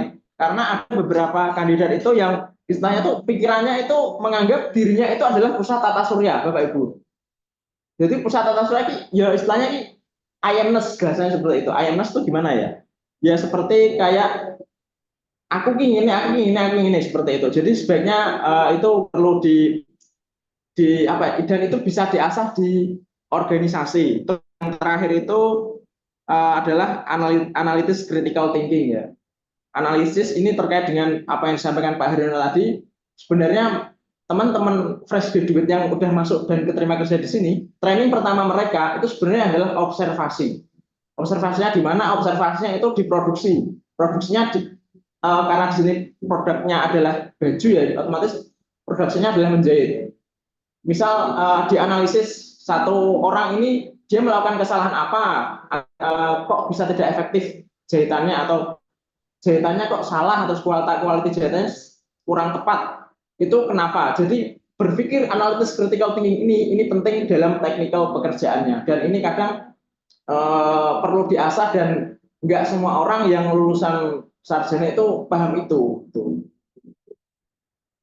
Itu sih. Sama satu lagi sih, untuk teman-teman yang istilahnya belum, untuk saat ini belum lulus atau mungkin masih semester 1, semester 2, semester masih kuliah lah, harapannya ikut organisasi Bapak Ibu, atau mungkin ada yang satu organisasi, 2 organisasi yang mungkin diwajibkan seperti itu, karena mereka yang ikut organisasi kemampuan mereka dalam berhubungan dengan orang lain, adaptasinya, terus juga dengan kontrol pikiran kritisnya itu juga lebih tertata.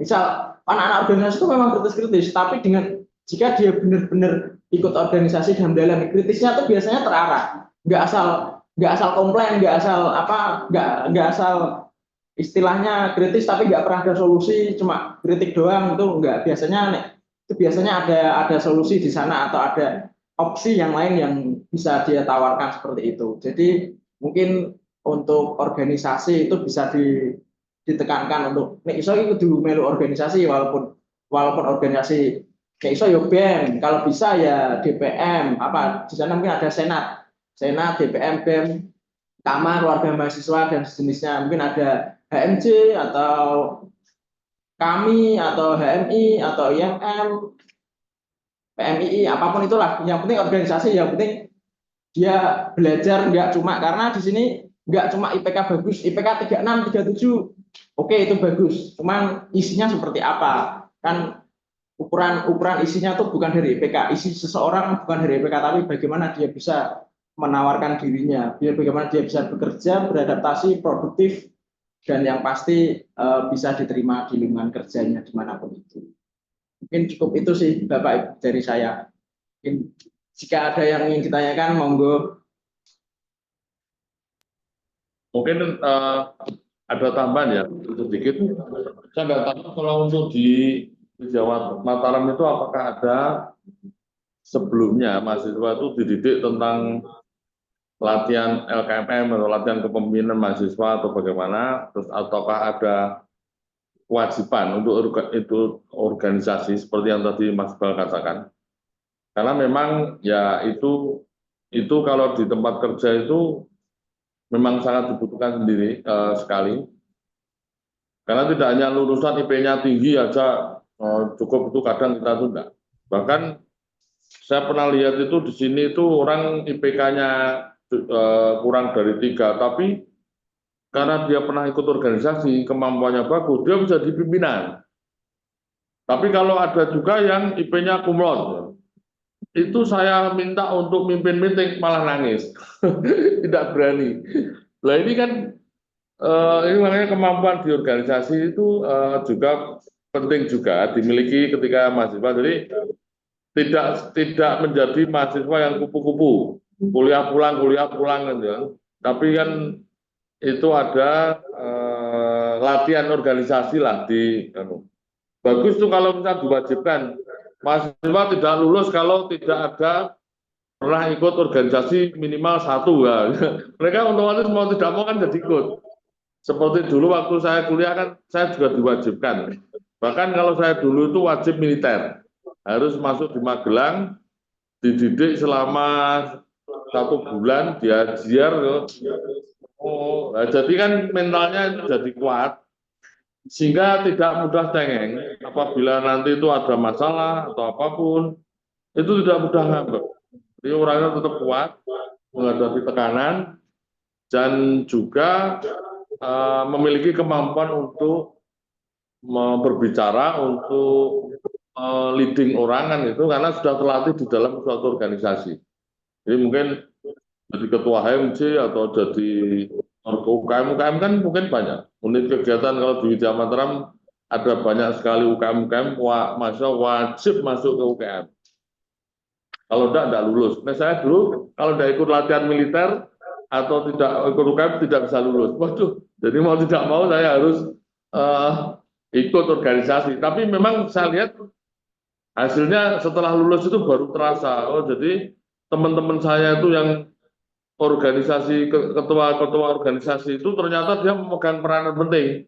Kalau di bank dia jadi manajer banknya, kalau dia di perusahaan distributor dia jadi manajer area.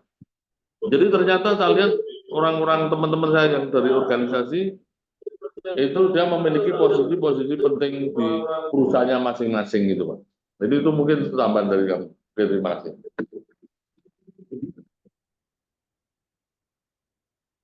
Oke. Terima kasih. Ini juga lagi terkait bahasa Inggris, ada mata kuliah bahasa Inggris juga. Dan di prodi kami juga sudah berapa tahun ini Pak Masrul ya, kita kerjasama sama lembaga bahasa Inggris Pak ILP kalau di Jogja. Jadi kita ada kerjasama untuk mahasiswa bisa ikut apa namanya kursus itu ya. Tapi memang belum diwajibkan. Jadi kadang tuh mahasiswa ya agak susah juga diminta untuk ikut gitu Pak. Next mungkin ini nanti jadi masukan kami supaya nanti bisa untuk kami mewajibkan ya, selain ada di kurikulum mata kuliah bahasa Inggris juga ada tadi bagus juga, ada mungkin klub-klub gitu ya Pak, seperti yang disampaikan Pak Iqbal tadi, FTC gitu ya, Forum English Club gitu ya, mungkin bisa menjadi masukan untuk supaya mahasiswa nanti kami itu bisa intinya pede lah, berani untuk ngomong dulu gitu ya, masalah grammarnya berantakan itu nggak penting ya Pak ya, intinya berani ngomong dulu gitu ya. Nanti mungkin itu sebagai note bagi kami. Dan untuk tadi terkait organisasi, itu juga di sini sudah ada namanya HMTI Pak. Tapi itu tadi kembali lagi, kita belum mewajibkan. Jadi yang ngisi juga kadang ya itu aja gitu ya, di BEM-nya, di organisasi tingkat prodi, yang ngisi nanti di fakultas juga orangnya itu saja gitu. Nah, tapi kami sudah mulai kalau yang syarat untuk mendaftar KP atau skripsi itu harus punya istilahnya punya nilai. Jadi yang jadi organisasi misalnya di organisasi sebagai ketua bendahara itu nanti kita akumulasikan Pak, ada nilainya. Oh, nilainya berapa gitu ya. Jadi nanti harus terkumpul syarat untuk bisa mendaftar skripsi harus terkumpul berapa nilainya seperti itu. Itu sudah kami apa namanya mulai lakukan, tapi ya itu tadi belum mewajibkan memang untuk organisasi seperti itu Pak. Ya. Oke. Jadi mungkin Pak Masrul mau menambahkan Pak, mungkin yang kemarin sebelum periodenya Pak Masrul nih ya. Iya Pak, baik Pak, terima kasih ya Pak dari Sari Garmen, Pak Pader sama Pak Iqbal ya. Baik, ini di tempat kami memang kalau kepemimpinan biasanya itu sudah ada di awal semester perkuliahan. Jadi mahasiswa baru itu ada itu kegiatan latihan kepemimpinan ya, HMDI. Nah, memang di namanya swasta ya Pak ya. Kami ini kadang untuk tidak terlalu keras gitu loh, tidak terlalu saklek gitu, mewajibkan apa begitu. Lebih ke arah menyadarkan ke mahasiswa. Itu antara baik atau buruk itu jadi masalah. Kalau dipaksakan ya terkadang kondisional dari mahasiswa kami ini agak berbeda karakternya di perguruan tinggi swasta ya. Apalagi kami ini juga perguruan tinggi swastanya ngarso dalam ya, Sri Sultan dengan cita-citanya itu untuk seluruh rakyat bisa kuliah sarjana. Jadi kalau mau dipaksakan contohnya juga untuk bahasa Inggris ya. Kemarin kita juga sudah bekerja sama, ini udah tahun ketiga kita bekerja sama dengan lembaga bahasa ILP, International Language Program yang ada di Kota Baru. Itu sebenarnya kita diberikan biaya yang sangat murah. Kalau kita kursus di luar itu 1.200.000, di sini cuma 250 gitu. Tapi itu juga nggak di apa nggak terlalu dipaksakan gitu loh, tapi diwajibkan di akhir. Pada saat mereka sidang tugas akhir, mereka harus mengumpulkan sertifikat bahasa Inggris. Nah, kebetulan di ILP itu kan ada TOEFL-nya. Untuk saat ini TOEFL-nya dan tidak ada batas nilai kami ini sekarang ini. Kalau di tempat lain kan minimal 450, 400 ya. Kalau di tempat kami ini baru ya minimal ada aja sertifikatnya gitu. Nah, ini memang kami pelan-pelan melihat kondisional Ya. dari mahasiswa kami. Ya, ya. Ya,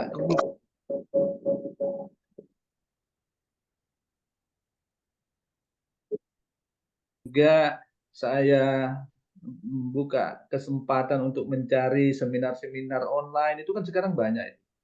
Nah, sekarang ini sudah mulai. Jadi salah satu hukumnya yang syarat untuk pendadaran harus mengumpulkan sekitar 40 poin. Nah, itu juga sebenarnya terlalu sedikit sebenarnya menurut saya.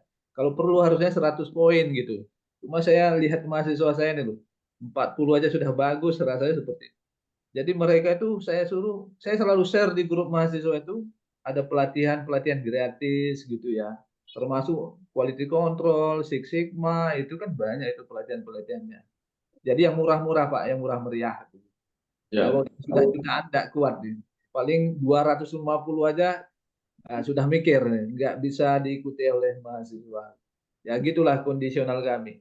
Tapi harapan kami pola pendidikan kami ini ya dengan mencoba untuk menyerahkan segala sesuatu itu biar mahasiswa yang memikirkan. Nah, itu tadi analisis thinking juga kan.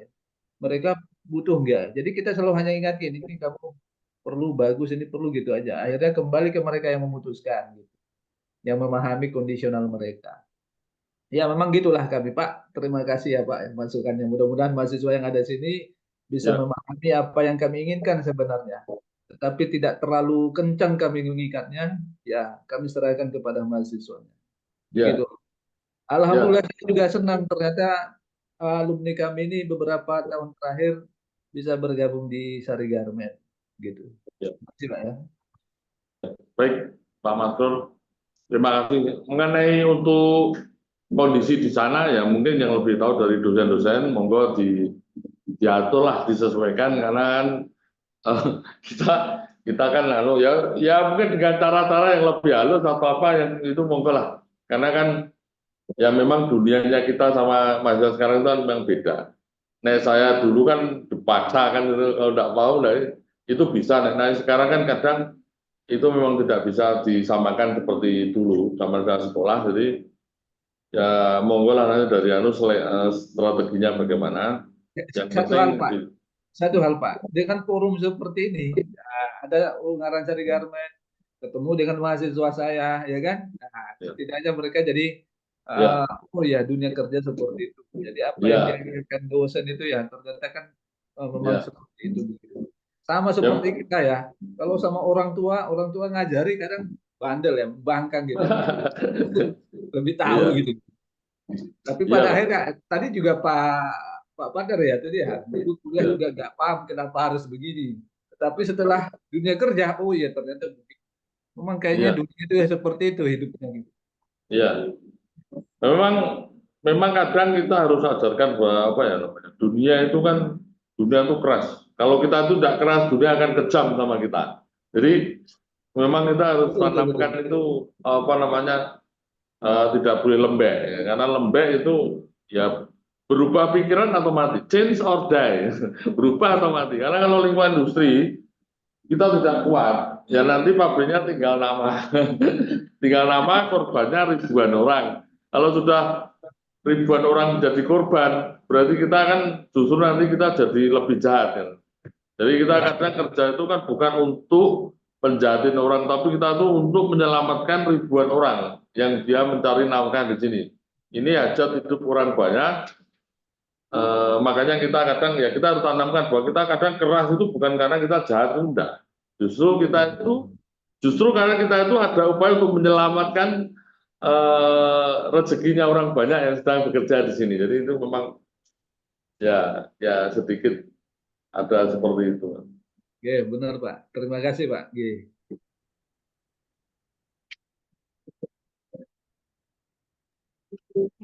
Ini mahasiswa ada yang bertanya tidak? Ayo, Mungkin Saya, Bu. dibatasi Bu atau Ipa. mungkin Bapak Ibu Jam dosen berapa yang lain. Dari Ungaran ini kan ada jeda waktu ya. Sampai jam berapa nih janjinya ini? Malah mengganggu Pak Iqbal dan kawan-kawan. Pak Iqbal masih ada waktu sampai berapa nih Pak? Kami Ya, menyelesaikan dari sekitar pihak, 15 Pak menit, Iqbal Pak. saja. 15 menit. Oh, 15 menit ya. lagi. Ya, Oh, nggih, siap. Ya, berarti berarti nggih, Jam 10. mungkin ya jam 10 berarti. Tadi siapa tadi? Dari apa Pak Masrul?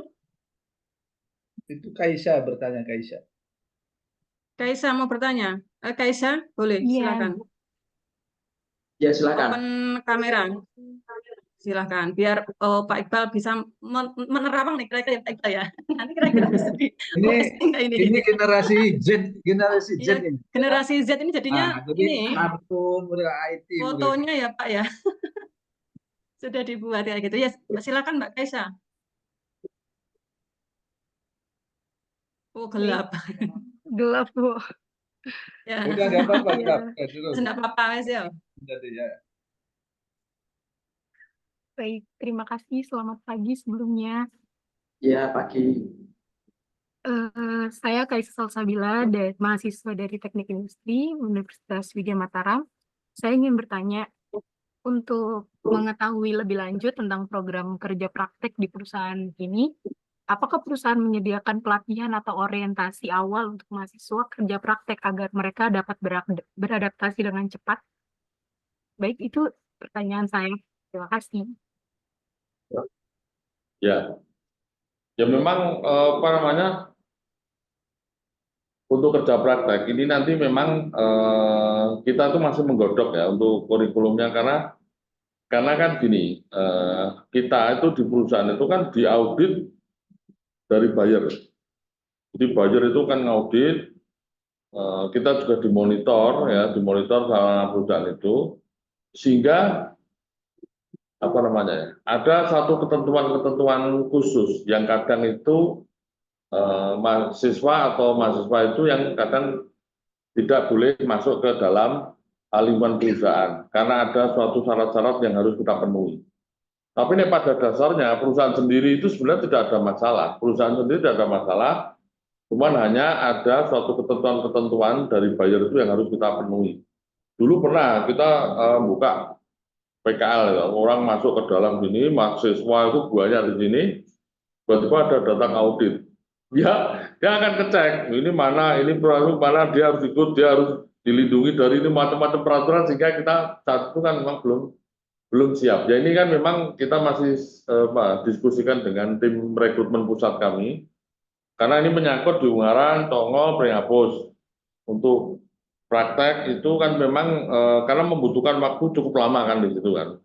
Nah kalau dari sisi perusahaan sih malah sebenarnya untung kan, ada mahasiswa praktek di sini melihat sini, kalau dari sisi perusahaan justru malah lebih untung.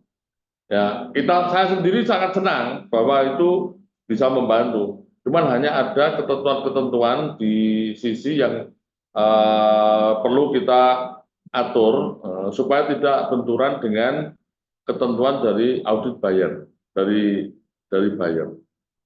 Tapi misalkan kayak kunjungan, datang tamu itu mungkin hanya sehari 2 hari, itu tidak ada masalah. Mahasiswa bisa melihat di perusahaan, dosen bisa datang ke sini, itu juga tidak ada masalah. Cuman hanya, itu kan seperti visit ya, visit itu kita buka, tidak ada problem. Hanya mungkin yang praktek yang agak cukup panjang itu, tapi kita tidak apa namanya menutupi kalau ada mahasiswa yang pengen apa namanya diskusi, kita juga open ya, open, kita akan bantu. Kita akan bantu kira-kira apa yang perlu dibutuhkan.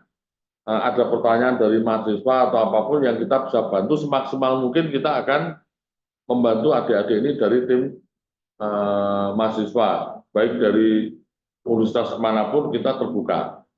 Pernah juga itu saya mahasiswa, misalnya ada mahasiswa dari UNIP bisa pengen ketemu saya, Pak ada yang perlu saya diskusikan praktek di lapangan ya, janjian kan, oke tidak apa-apa, nanti kita ketemu diskusi. Saya open ini sama Mas Iqbal sama tim HRD ketemu diskusi dengan mahasiswa, itu juga tidak ada masalah, kita akan bantu. Oh Pak, contohnya apa Pak? Misalkan ini formnya ini bentuknya seperti apa? Ya kita bantu, kita kasih. Tidak ada masalah untuk itu. Cuman hanya untuk yang full day di sini setiap hari itu yang kadang ada ketentuan yang kami tidak boleh langgar kan. Ada code of conduct dari Bayer. Kode etiknya itu, karena nanti kan kita tuh dapat sorotan dan misalkan ada mahasiswa atau siswa sekolah di sini, kita dapat sorotan bahwa kita mempekerjakan anak-anak. Dulu kan juga ada isu-isu di dunia internasional itu, anak-anak yang belum layak siap kerja sudah kita masukkan ke dalam. Nah ini nanti dipikir nanti perusahaan nanti mengambil keuntungan dari siswa-siswa sekolah. Jadi ini memang kalau kita di perusahaan internasional kan ada code of conduct. Kalau kita tidak memenuhi code of conduct dari Bayer, order kita itu nanti akan dicabut. Nah ini yang agak sedikit riskan. Kalau kita tidak diaudit sama tidak dimonitor dari Bayer itu no problem, malah senang. Siswa-siswa datang silakan mau praktek di sini, perusahaan kan masih untung. Mereka praktek sedangkan mereka belum bekerja kan, jadi kita belum gaji kan. Nah, tapi itu nanti itu jadi masalah dengan Bayer. Ya. Jadi kita istilahnya bisa saja dianggap mengeksploitasi apa namanya, siswa ya, untuk bekerja di sini, kita mengambil keuntungan dari mereka. Nah ini yang nanti kita harus di dunia internasional isu-isu seperti itu kita harus kelola seperti itu Pak. Ya, jadi mohon ya itu juga pengertiannya seperti itu dari pihak mahasiswa dan juga dari dosen. Bukan artinya kami tidak mau, enggak, kita kalau dari sisi pribadi saya setuju sekali dan sangat apa namanya mendukung. Ya. Berarti Pak ya, ini kayaknya perlu dibicarakan lagi nih kayak. Ini kan soalnya pemerintah kan ada program MBKM itu ya. Ya, itu nggak salah seperti kasus yang itu perguruan tinggi negeri itu yang mahasiswanya sampai magang ke Jerman, ke mana gitu kan. Itu kan kena kasus. Jadi para mahasiswa itu melaporkan mereka bekerja mulai jam 8 sampai jam 4 sore, digajinya sekian. Itu kan sampai rame ya kemarin ya. Padahal itu kan programnya pemerintah itu. Iya. Ya itu makanya itu kan pemerintah membuat program, tapi kadang itu ada sisi lain yang itu tidak diatur. Nah, jadi misalkan ada peraturan di sini, tapi nanti pemerintah tidak melakukan pengaturan atau melakukan suatu pembuatan undang-undang. Nanti misalkan dia di perusahaan itu, nanti bagaimana, perlindungannya bagaimana, peraturan bagaimana, terus nanti gajinya bagaimana. Karena kan pada dasarnya siapapun orang yang masuk ke sini itu dari perusahaan kan wajib melakukan penggajian. Betul. Ya, lah sedangkan itu yang mungkin belum diatur. Lah, jadi kita nanti bisa terjadi juga ada masalah dengan Bayer lain. Benar. Berarti terima kasih Pak. Ini nanti bisa kita komunikasikan dengan pemerintah ya. Kadang kan memang ada pertemuan-pertemuan yang mengevaluasi MBKM ini gitu. Ya. Jadi sebenarnya kalau perlu ya diberikan, jangan lupa kepada penerima mahasiswa magang ini ya harus ada perlindungan karena mereka kan dipekerjakan. Memang dari program itu mahasiswa ini diharapkan itu seperti bekerja. Jadi masuk setiap hari sesuai jam kerja, terus mereka ya melaksanakan pekerjaan di tempat dia bekerja tadi, tempat dia magang. Memang seperti itu maksudnya, agar mahasiswa itu tahu dunia kerja gitu. Tetapi ternyata mahasiswa nggak sadar gitu, dia merasa aku kok jadi pekerja gitu ya, Iya, iya, jadi dipekerjakan kan begitu. iya, Merasa seperti iya, diperjualbelikan gitu ya, seperti yang iya, di iya, itu itu loh. betul. Nah, Nanti padahal kalau itu, mahasiswa nanti itu dia melapor ke dunia internasional, kita akan kena, nah iya, kita ini kan akan kena betul, ini kan imbasnya. sempat booming tuh Pak. Ini kan dari mana? Dari UGM, dari Iya, Brawijaya pergi ke Jerman, terus mereka protes kok saya kerja kok dikasih begitu. Ini gaji saya malah lebih rendah dari yang lain. Nah, itu ramai lagi tuh. iya, Jadi perlindungan untuk perusahaan juga harus dipikirkan ya. iya, iya, benar Pak, benar Pak. Jadi kan jangan sampai nanti kita kan seperti itu, terus akhirnya pabriknya ditutup, lah korbannya malah Nah, jadi ribuan itu orang. tadi. Ya. Padahal tadi. Kita pengennya membantu, tapi kalau Betul. kita tuh nanti tidak mempertimbangkan hal itu, isu-isu internasional itu nanti juga akan jadi bumerang, nanti akan menghantam di Ya, perusahaan sendiri itu. benar Pak.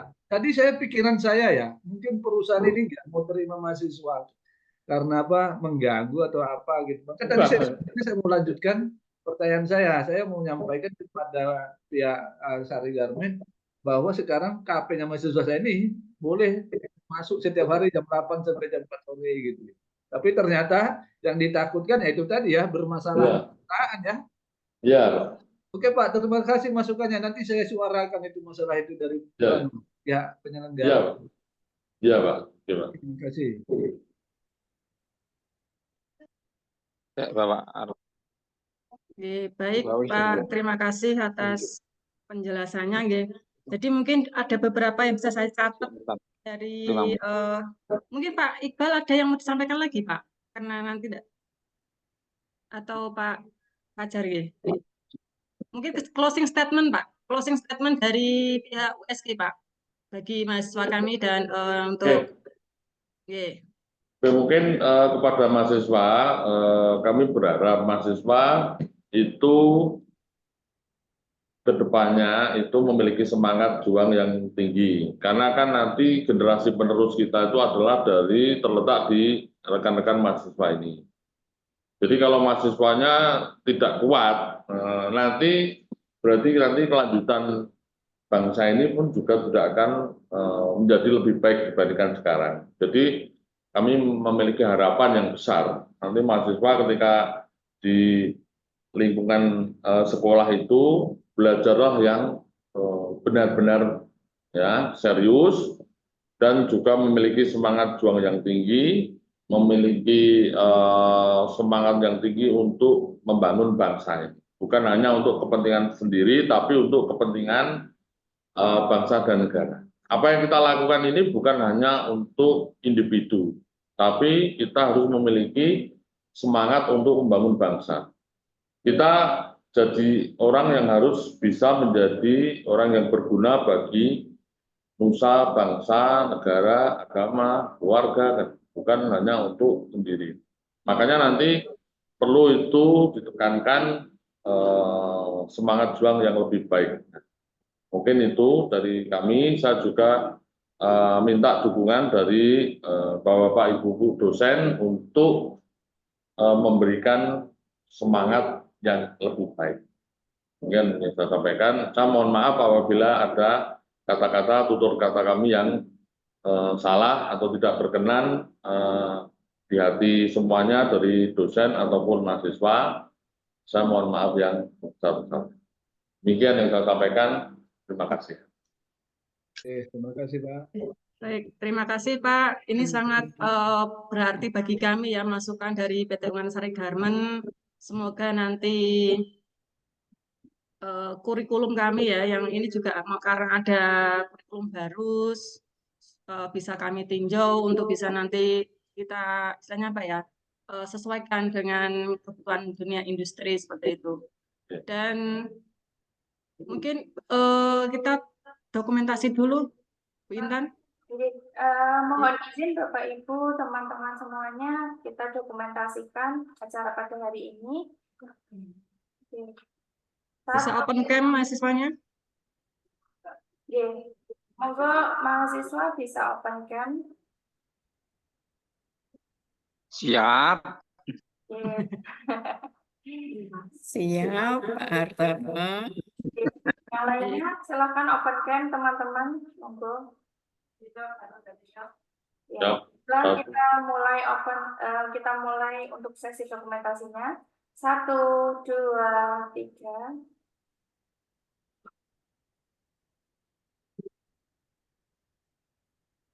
Oke, satu lagi, 1, 2, 3. Sampun Bapak Ibu, terima kasih semuanya sudah Terima kasih. hadir, Bapak, Pak Fatur, Pak Iqbal, langsung atas masukannya, kemudian inspirasinya kepada mahasiswa di sini, kemudian diskusi juga dengan Bapak Ibu dosen, mahasiswa.